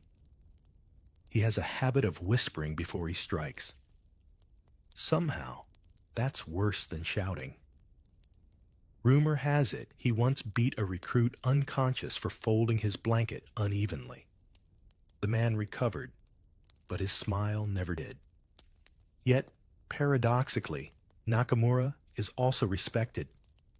In a strange way, cruelty earns admiration here. The logic goes that if a man can endure suffering, he's strong. And if he can inflict it without hesitation, he's righteous. You watch this logic unfold day after day until it stops shocking you. That's the scariest part. Not the violence itself, but how normal it starts to feel. When drills end, you're drenched in sweat and humiliation, but you don't break. Nobody does. The secret isn't strength, it's numbness. You learn to retreat inside your head, to build small, private rooms of thought where no officer can reach you. A song, a smell, a memory, tiny rebellions of the mind that keep you human. Sometimes you catch glimpses of the instructors when they think no one's looking. Their shoulders sag, their eyes dull, their hands tremble ever so slightly. It dawns on you. They're prisoners too, chained by the same system they enforce.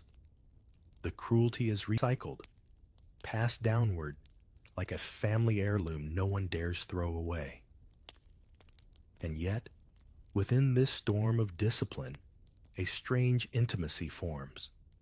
The man beside you might not know your first name, but he knows the sound you make when your ribs crack under a blow. He knows how you grit your teeth to hide tears. He'll slip you half a rice ball when no one's watching. In a world where kindness is forbidden, even the smallest mercy feels revolutionary. One night, as the lamps flicker low, you overhear a whispered joke about the emperor's portrait falling during a windstorm. Someone mimics the officer's panic, shouting, "Protect His Majesty's photograph." The laughter that follows is quiet but dangerous, a shared breath of rebellion. For a moment, you all remember you're still human. Then, like a candle snuffed out, the laughter dies. You lie in bed, staring at the ceiling, the bamboo mat biting into your skin. You think about the words carved into every soldier's heart: loyalty, honor, sacrifice. They sound noble, but here they taste like sweat and fear. You wonder, if loyalty requires breaking yourself, what part of you will be left to give? Tomorrow will bring the same drills, the same beatings, the same chants. But you'll rise anyway, because somewhere deep inside, beneath the bruises and the slogans, a tiny voice still whispers, "You are not just a uniform." They tell you, brotherhood is sacred, but no one warns you how dangerous love can be when uniforms replace names. By now, you know the rhythm of army life so well, it moves your body before your brain. You stand, march, eat, and salute as one organism. But inside that machine, something quietly human begins to stir. Connection. It starts small, maybe just the man who hands you his canteen on a blistering march, or the one who silently swaps guard duty with you when fever grips your stomach. Friendship here grows in the cracks discipline can't seal. The Army loves to preach about comradeship, but only the official kind, the one painted in posters and speeches, where men charge into bullets shouting loyalty to the Emperor. The real version is messier, quieter, born in whispers after lights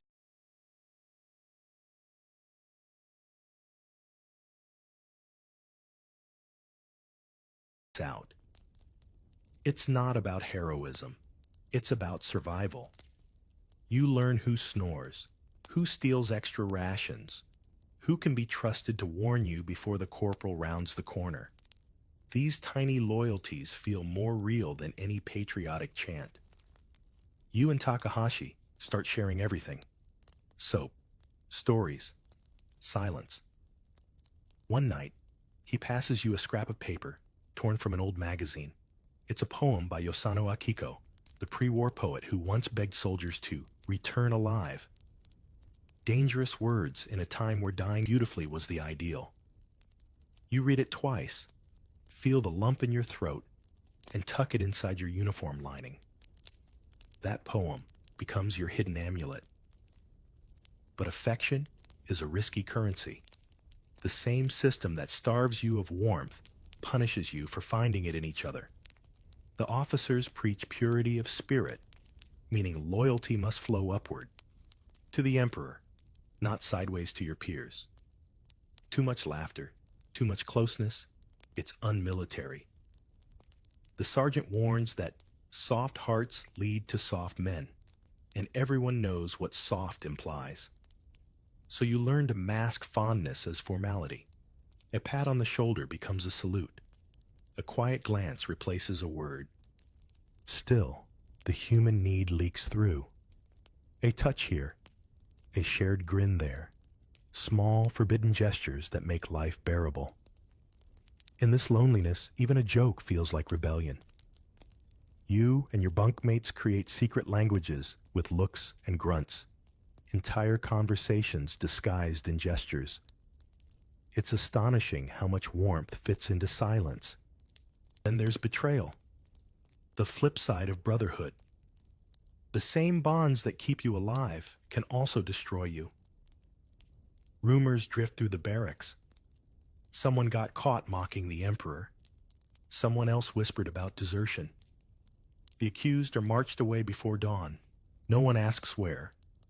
You all know better. The next day, their names vanish from the roster like they never existed. The only trace left is the tension hanging over the soup bowls at breakfast. Takahashi once tells you, in this place, trust is a luxury, and luxuries get confiscated. You laugh, but you both know he's right.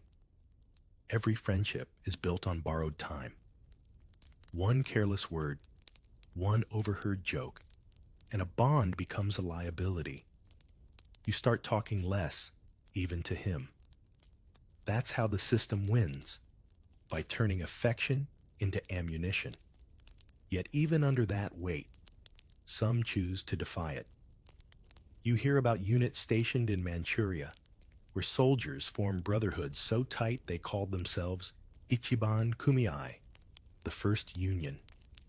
Men who'd share food, punish their own superiors for cruelty, and protect one another with an almost spiritual loyalty. They were quietly admired, but also feared. The army disbanded them quickly, labeling them morally suspicious. It's easy to forget, amid all this, that these were mostly boys, 18, 19, 20. They weren't fanatics. They were kids who grew up in rice fields, then got handed rifles and told they were divine weapons. The army demanded they become gods, but treated them like replaceable screws. So when one soldier shared half a rice ball or patched another's torn sleeve, that tiny act of kindness was the last thread connecting them to humanity. During field training one afternoon, a soldier from your squad collapses from heat stroke. The instructor orders everyone to keep marching, shouting, "Weakness dishonors the emperor." Takahashi hesitates, torn between compassion and command. You both break ranks to drag the man into shade.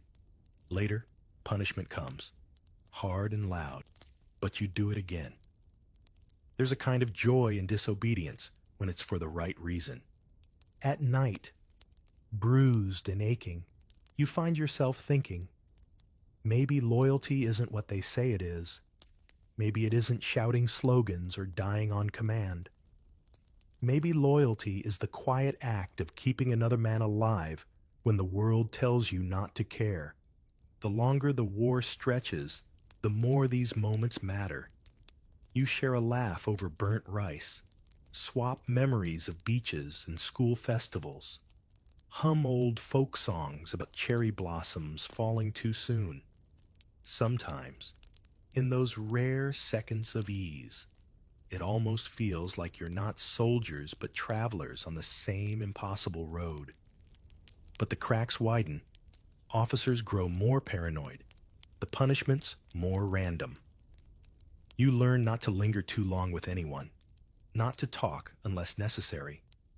Trust becomes an endangered species. Takahashi gets transferred to a frontline unit, and his absence feels like an echo that won't fade.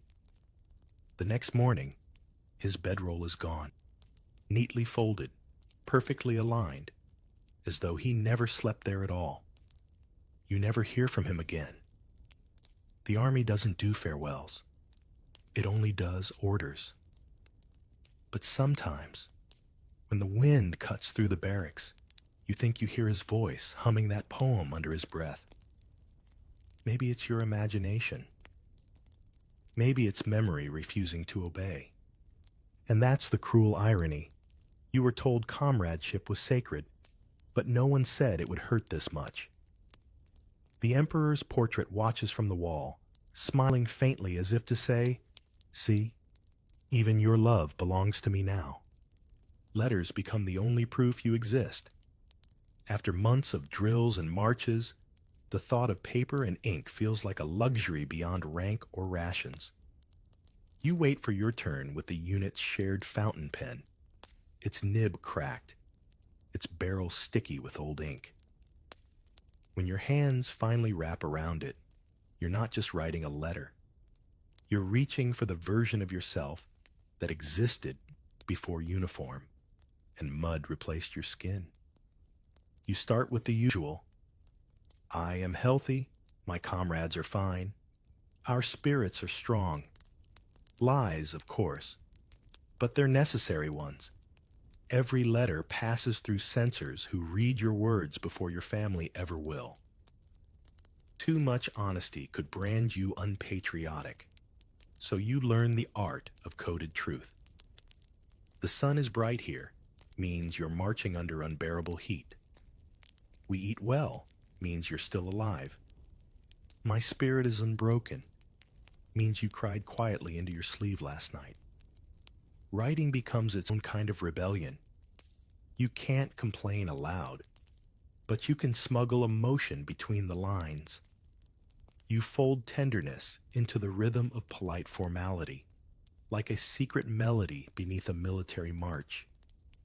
You end every letter with, "For His Majesty's glory." But what you really mean is, "Don't forget me." Sometimes you receive letters back, thin envelopes smelling faintly of soap and seaweed.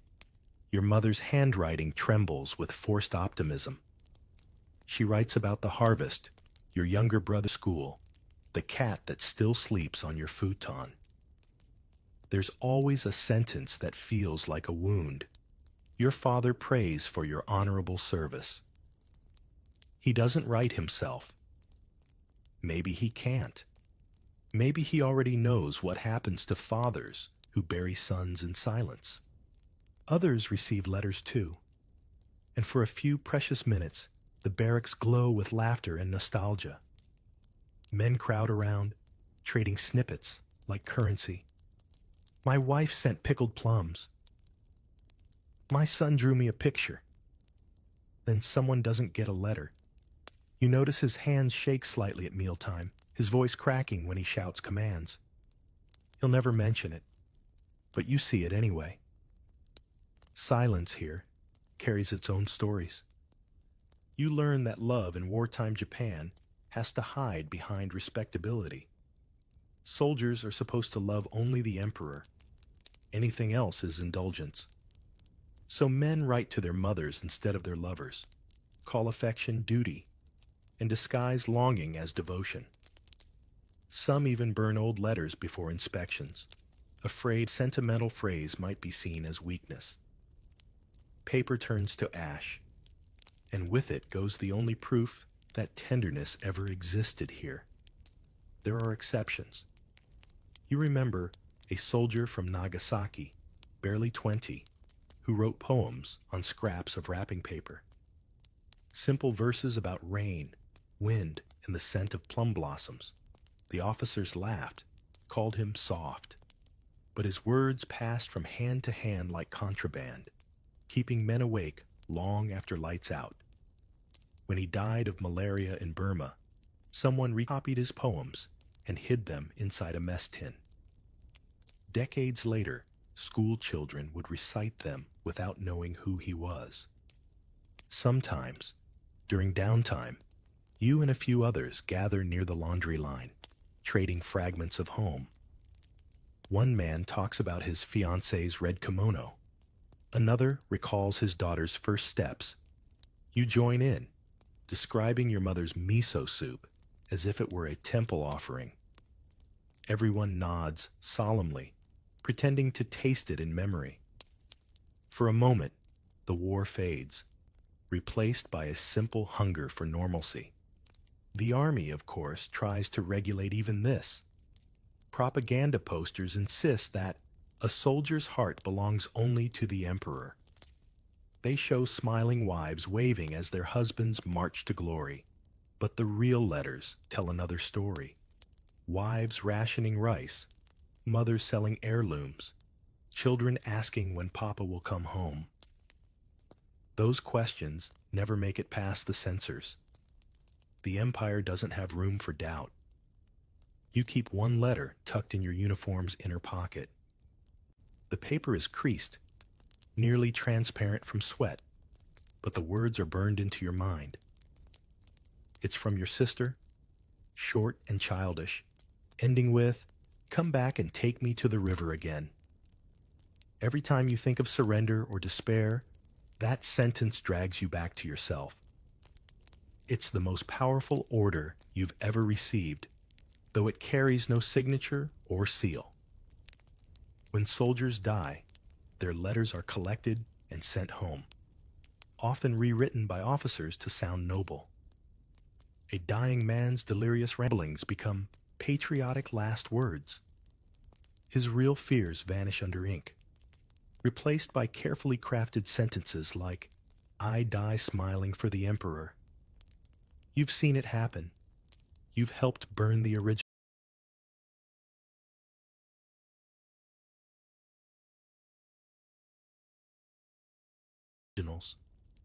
The smell of singed paper still lingers on your fingers. At night, when everyone else sleeps, you write in your head. You compose imaginary letters to people you'll never see again. Your childhood friend who joined the Navy. Your teacher who said you'd make a fine writer. You narrate your days to them silently, the way a prisoner talks to ghosts. It's the only form of confession left. And perhaps that's the strangest truth. In a war obsessed with silence and obedience, the most subversive act isn't disobedience. It's remembering how to speak with love. You grip the pen tighter, draw one slow breath, and write again. I am healthy. My comrades are fine. Our spirits are strong. But this time, you know that somewhere between the lines, someone will hear what you really meant to say. You start noticing the sound of hunger before you feel it. The low, animal growl echoing through the barracks, rising in unison with the creak of boots and the clatter of tin bowls. Rations shrink, portions thin, and the cooks begin to serve hope more than food. The Imperial Army, they tell you, feeds on spirit. But spirit doesn't fill your stomach. The propaganda posters outside the mess hall still show smiling soldiers clutching bowls brimming with rice, sunlight glinting off their chopsticks like victory itself. Inside, reality is a gruel so watery you can see your reflection. Some days, you swear there's more air than rice. You joke that maybe the emperor himself eats air too. It's the only thing still abundant in Japan. The officers dine separately, of course. You can smell it. The real rice. The fish. The faint aroma of miso richer than gold. The lieutenant's meal tray shines like a mirror, carried behind paper screens as though the smell itself mustn't touch the common troops. You learn not to look, because envy is another kind of hunger. And here, that's the one appetite you're forbidden to show. To survive, you improvise. Some men trade cigarettes for a few extra grains of rice. Others learn to stretch flavor from almost nothing. Crushed soybeans, boiled weeds, even shoe polish for color. You chew slowly, tricking your body into thinking the meal lasts longer. A single grain of rice on your tongue feels like a treasure now. You laugh about it with the others, because humor is the last seasoning left. Someone says, if we keep marching, maybe we'll catch up to our next meal. Another answers, not unless it's marching away from us. Even the corporal chuckles, briefly, before barking, eat faster. You obey, of course. In the army, laughter has a curfew, too. The officers love to quote an old slogan. The emperor's soldiers do not need to eat.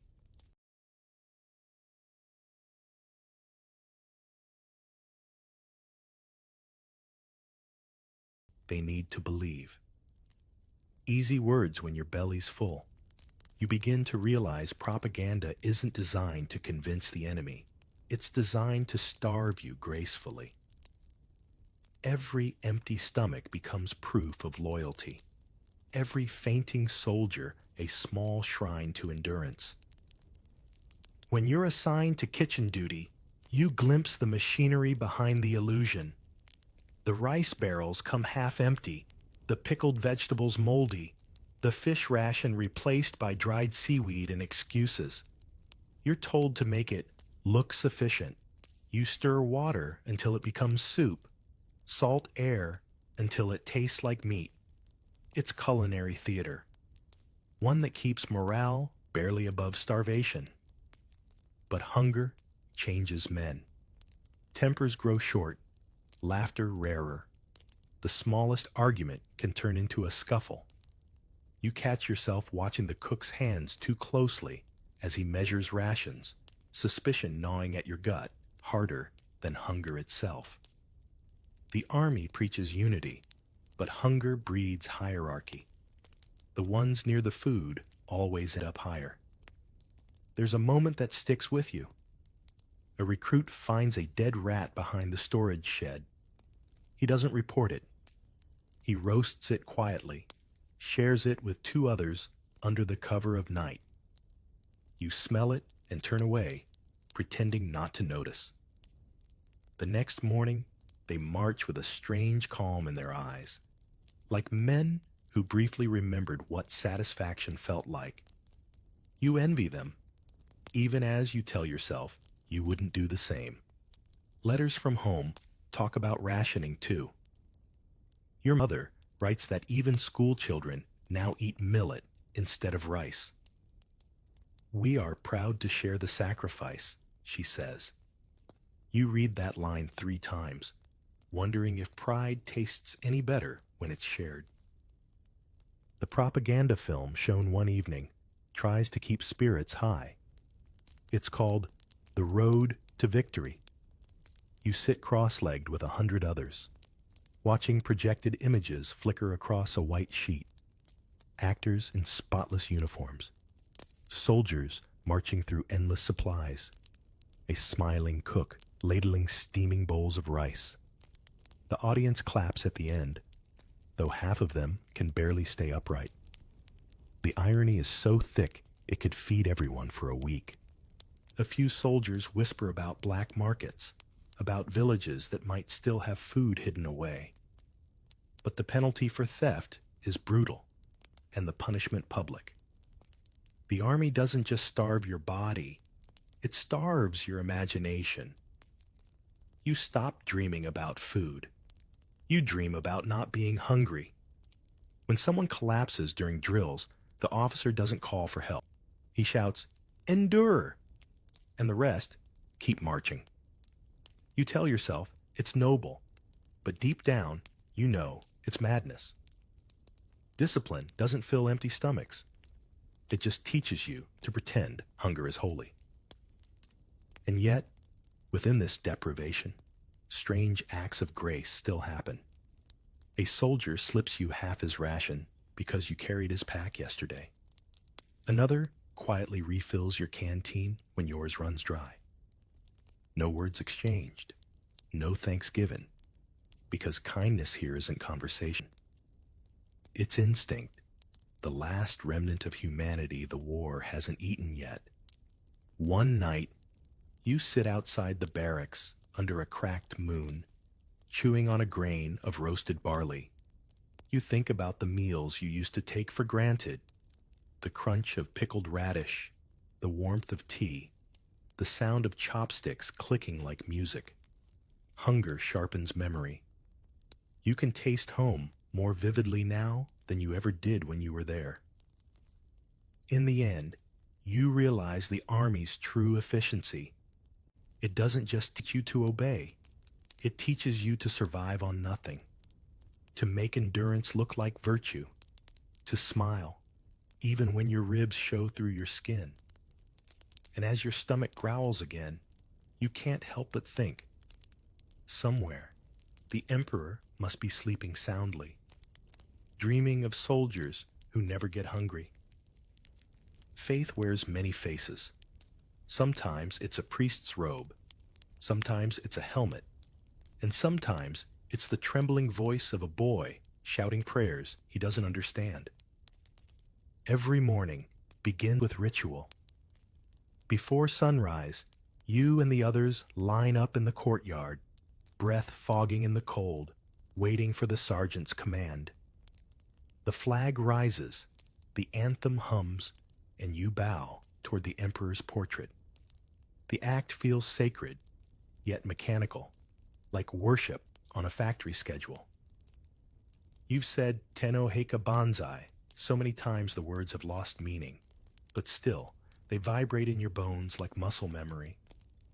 Religion in the Imperial Army isn't about gods. It's about godhood. The Emperor is divine, or so you're told, and by extension, so is your suffering. You're not fighting for land or family, but for eternity. Even hunger becomes holy when framed as sacrifice. Somewhere in Tokyo, priests of the state Shinto faith recite blessings over the troops, calling you living spirits of Japan. You'd laugh if your mouth weren't so dry. Before drills, the chaplain, an older man with kind eyes and a weary posture, reads from a small booklet. It's the imperial rescript to soldiers and sailors, the sacred text of the military. The words are pure poetry and pure propaganda, telling you to be loyal, brave, and humble. to obey without hesitation, to die without fear. You've memorized every line, but it's the pauses that stick, the small moments where the chaplain's voice wavers, where even he seems unsure if belief and obedience are still the same thing. You've never been much of a religious man. Before the war, you visited shrines mostly for festivals, paper lanterns, sake, and laughter. But out here, belief becomes a survival tool. You start praying again, not for victory, but for small things. A dry day, a full stomach, one less beating. You bow, not because you're pious, but because it feels like doing something in a world where you control nothing. Some nights, during long guard shifts, you think about the stories priests told when you were a child, that a soldier who dies for the emperor becomes a kami, a spirit who watches over Japan. You look up at the stars and wonder how many of those twinkling lights are dead soldiers pretending to be constellations. You whisper to one of them, half in prayer, half in sarcasm. So, how's heaven? Do they have rice up there? Faith here isn't about comfort. It's about control. The army merges religion and nationalism until you can't tell where one ends and the other begins. Every ritual is designed to erase doubt. The rescript says, duty is heavier than a mountain, death lighter than a feather. You repeat it daily, even when it starts to sound less like wisdom and more like a warning. But not everyone buys in. You meet a sergeant from Okinawa named Higa, who keeps a tiny Buddhist amulet hidden in his boot. My mother gave it to me, he says. It's not for the emperor. It's for me. You envy that honesty. In a system where the divine is monopolized by the state, a private prayer feels like rebellion. On Sundays, you sometimes march past local villagers being forced to bow toward the emperor's shrine. They look confused,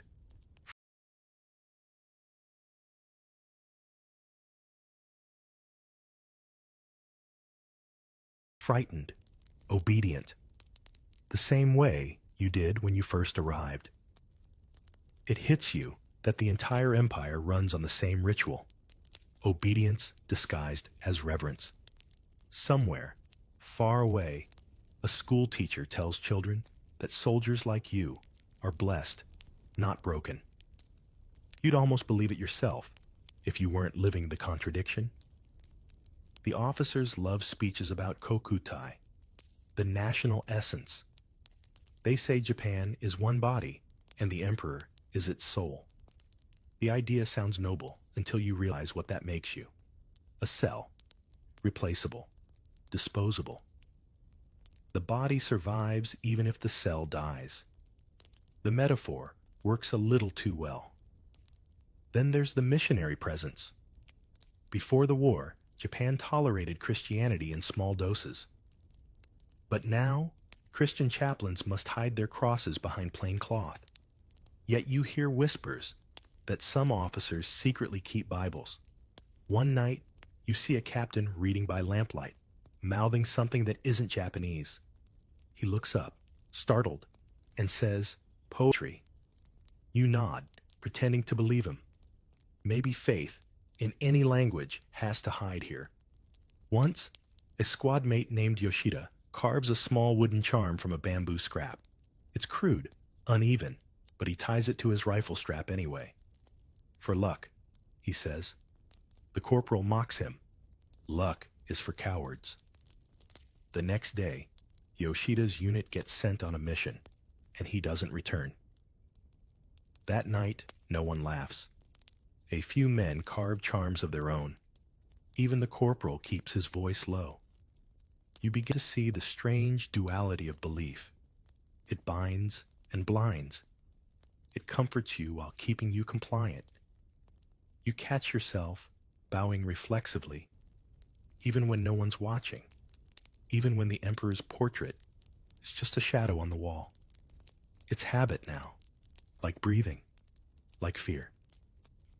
But amid the dogma, something softer survives. When the chaplain whispers his closing prayer, "May your spirits be at peace," you feel a pang that's almost hope. Maybe he believes it. Maybe he doesn't. But in that moment, you want to. Because hope, even counterfeit, is still lighter than despair. One rainy morning, while polishing your rifle under a leaking roof, you pause and catch your reflection in the metal. You bow, not to the emperor, not to any god, but to the face staring back. For the first time, it feels like a real prayer. You're not asking for strength anymore. You're asking to remember who you are beneath the helmet. And maybe that's the quiet heresy no one talks about. That in a war where faith is mandatory, the most sacred act is daring to believe in yourself.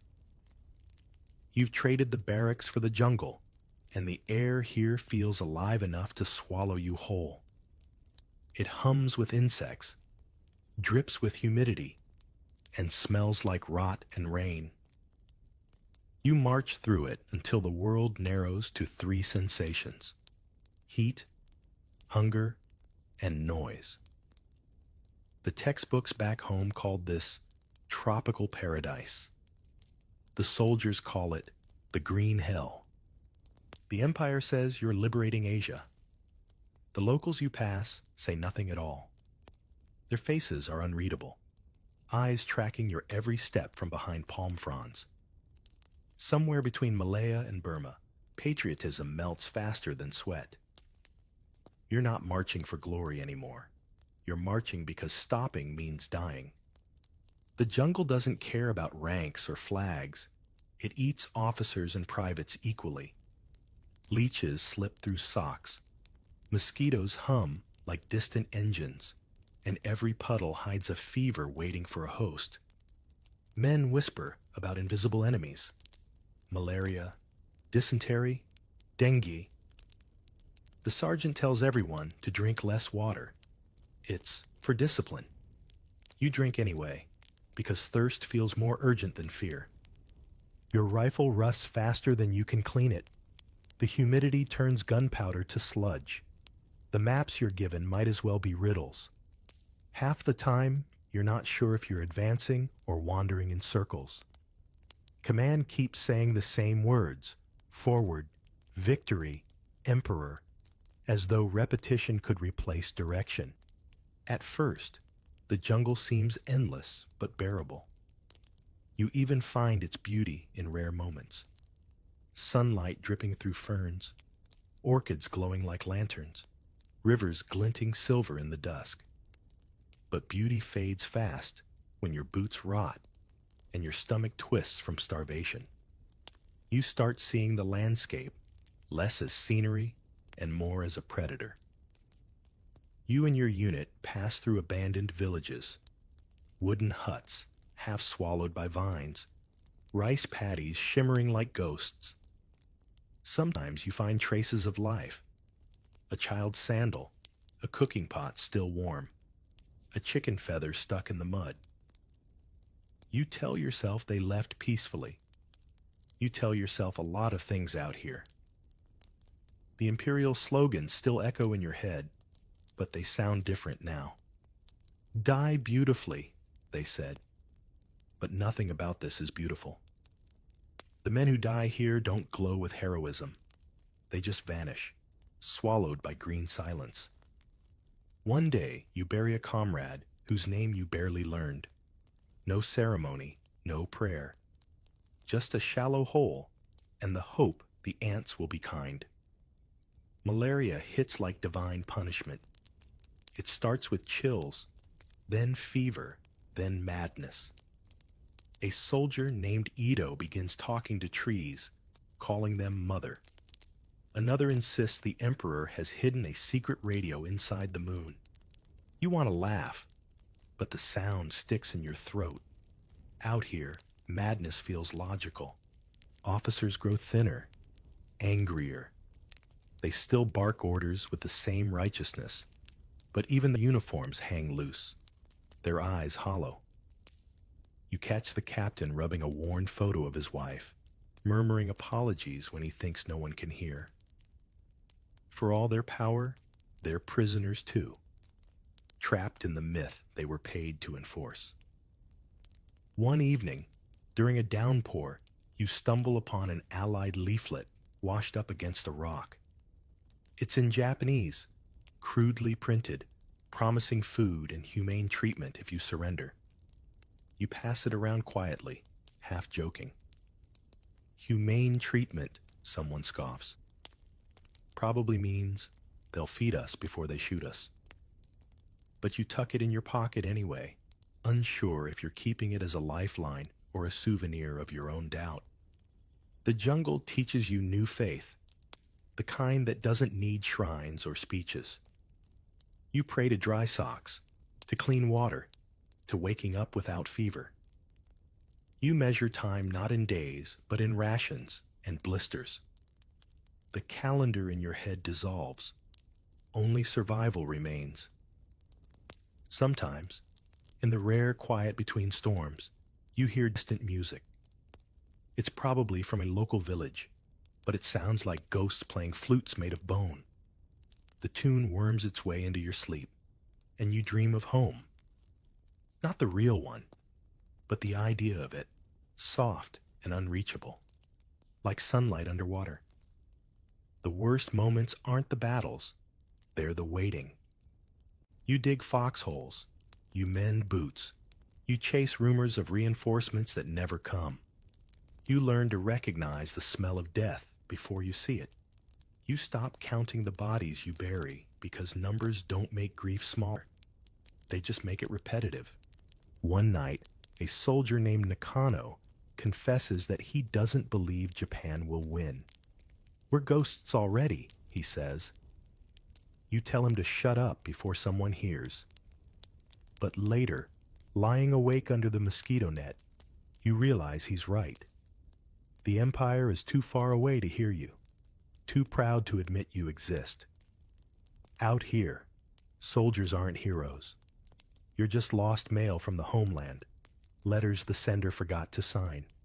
The rain never stops. The jungle floor steams like a feverish body. Your uniform, once a symbol of honor, now clings to your skin like wet paper. And yet, you keep marching. Because even if the emperor has forgotten you, your legs haven't. They still know the rhythm. One step, then another. That's all a soldier is. A collection of motions that refuse to die. Sometimes you wonder if this is what hell really looks like. Not fire, but mud. Not screams, but the constant hum of unseen life eating its way through yours. And then the dawn breaks, golden and cruel, and you march again. Because that's what faith has become now. Not belief in victory, or glory, or even the emperor. Just belief that the next step will still find ground beneath it. You start losing track of names before you lose count of days. Hunger has turned everyone gray, and the men who once shouted chants of glory now mumble like ghosts who forgot their lines. The code of Bushido, honor, courage, self-sacrifice, was supposed to turn you into steel. But out here, it melts into mud just like everything else. The officers still talk about spirit. They say a real soldier fights even without food, sleep, or hope. You try to believe them, but your hands tremble too much to hold your rifle straight. Once, an officer reads aloud from a pamphlet. To die for the emperor is to live forever. You look around. Half the squad is too weak to stand. Forever feels shorter every day. The jungle doesn't just test loyalty, it devours it. Men steal rations, hide cigarettes, hoard quinine tablets. Someone cuts a strip of leather from his boot and boils it for dinner. Another disappears into the night, leaving behind his rifle and a letter addressed to no one. Desertion, they call it. But it looks a lot like self-preservation. One morning, you wake to find the corporal kneeling beside a dying man, whispering, "You must not die lying down. It's shameful." The man's eyes are glazed, his breath shallow. The corporal props him upright before he goes. Even death here has rules, and the rules don't make sense anymore. The officers cling to ritual because it's the last thing they can control. Every morning, they make you line up for inspection, though the uniforms hang like rags and half the rifles don't fire. When someone faints, they call it disciplinary fatigue. When someone cries, they call it spiritual weakness. You start to wonder what they'll call it when they themselves finally break. The breaking happens quietly, like everything else in war. A lieutenant shoots a private for refusing to stand. The next day, that same lieutenant walks into the jungle and never returns. Rumor says he went to report directly to the emperor. You find his cap, weeks later, half buried in mud. You don't tell anyone. The line between discipline and madness dissolves. A man hoards dead insects for protein. Another salutes a tree stump he's convinced is an officer. You laugh at first, until you realize the joke's already turned into prophecy. You too talk to ghosts now. Some of them even answer.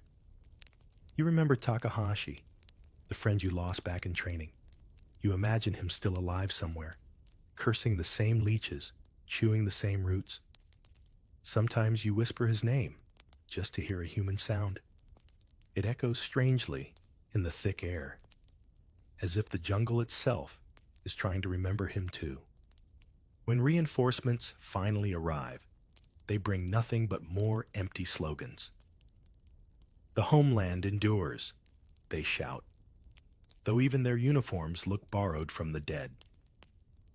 You want to ask if the homeland still remembers you, or if it's already moved on to the next parade. But the words die in your throat. Disease claims more men than bullets. The medics run out of everything except optimism. They write "recovering" in their ledgers for men who've already stopped breathing. You stop visiting the infirmary. It smells like lies mixed with disinfectant. In moments of bitter humor, the soldiers rename their units after their ailments. The dysentery division, the fever battalion, the coughing company. You laugh until your stomach cramps, because laughter's the only medicine that doesn't run out. When the air raids start, you barely notice. The sky flashes, the ground shakes, and the noise blends with the thunder you've been hearing for months. Someone cheers. "Maybe Tokyo's finally waking up." Another mutters, "Or maybe it's burning." Either way, you keep marching, because what else is there to do? The officers tell you surrender is shameful. They tell stories of men who slit their bellies open in glorious ritual suicide. You've seen the aftermath of one such glory. It wasn't beautiful. It smelled of iron and mud. You remember thinking, if this is honor, give me shame. Still, some cling to old pride. A captain, delirious from fever, gives a speech to the few survivors. "We are the descendants of samurai. We will never yield." His voice cracks mid-sentence. A fly lands on his lip, and he doesn't even blink. The speech ends when he collapses face first into the mud. You stop believing in death as an event. It's more like a process, slow, silent, contagious. You feel it spreading through the camp like a fog. And yet, you also feel something else, an odd, stubborn pulse of life that refuses to quit. Maybe it's defiance, maybe just habit. Either way, it keeps your boots moving. One night, While digging trenches that lead nowhere, you look up at the sky. For the first time in weeks, it's clear. You can see Orion, the same constellation you used to trace as a boy. You catch yourself whispering, "I'm still here." The words sound foreign, almost obscene, like you've spoken a forgotten language. There's no honor left, no ideology, no speeches grand enough to explain what's happened to you. All that remains is the rhythm of breath, the ache of bones, the taste of survival. You're not a soldier anymore. You're a witness to your own endurance, to the slow unraveling of an empire that mistook obedience for strength. When dawn comes, it doesn't feel like a new day. It feels like the same day refusing to end. But you rise anyway, because even when the body falters, the habit of standing remains. And somewhere, deep inside, a quiet truth takes root. The war may own your uniform, but not your soul. When the Emperor finally speaks, it isn't a command. It's a surrender. And the silence that follows is louder than every shout you've ever heard. You're standing in the wreckage of what used to be order. The jungle is quieter now, as if even the insects are listening. A crackling radio hums in the corner, its voice thin and ghostly. The Emperor himself, for the first time, speaking directly to his people. You don't catch every word. The static swallows half of them, but you understand enough. The war is over. You are no longer a soldier. The moment doesn't feel real. For years, you've been told that the Emperor is divine, that his voice is too sacred for mortal ears. And now, that voice drifts through the humid air, frail and human, surrendering to men you were taught were demons. The officers stand frozen, eyes wide, as if the sun itself had gone out. No one cheers. No one cries. You just listen, too tired to feel. When the transmission ends, the silence lingers like smoke. Then comes confusion. What does surrender even mean when you've spent your entire life obeying? Can a war end if it's still inside your head? Some throw down their rifles immediately, like snakes shedding old skin.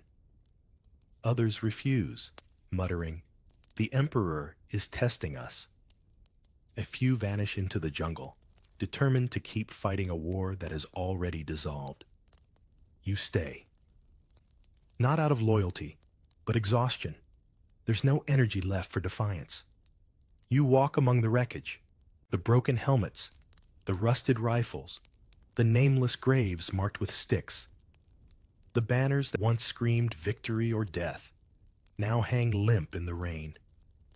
You pick one up, wring it out, and realize how light fabric feels when the belief behind it dies. When Allied troops finally arrive, they don't look like monsters. They're young, sunburnt, nervous. One of them offers you a cigarette. You hesitate, then take it. The smoke burns your throat, but the kindness burns worse. For years, you were told the enemy had no soul. Now, he's just a tired man sharing a light in the drizzle.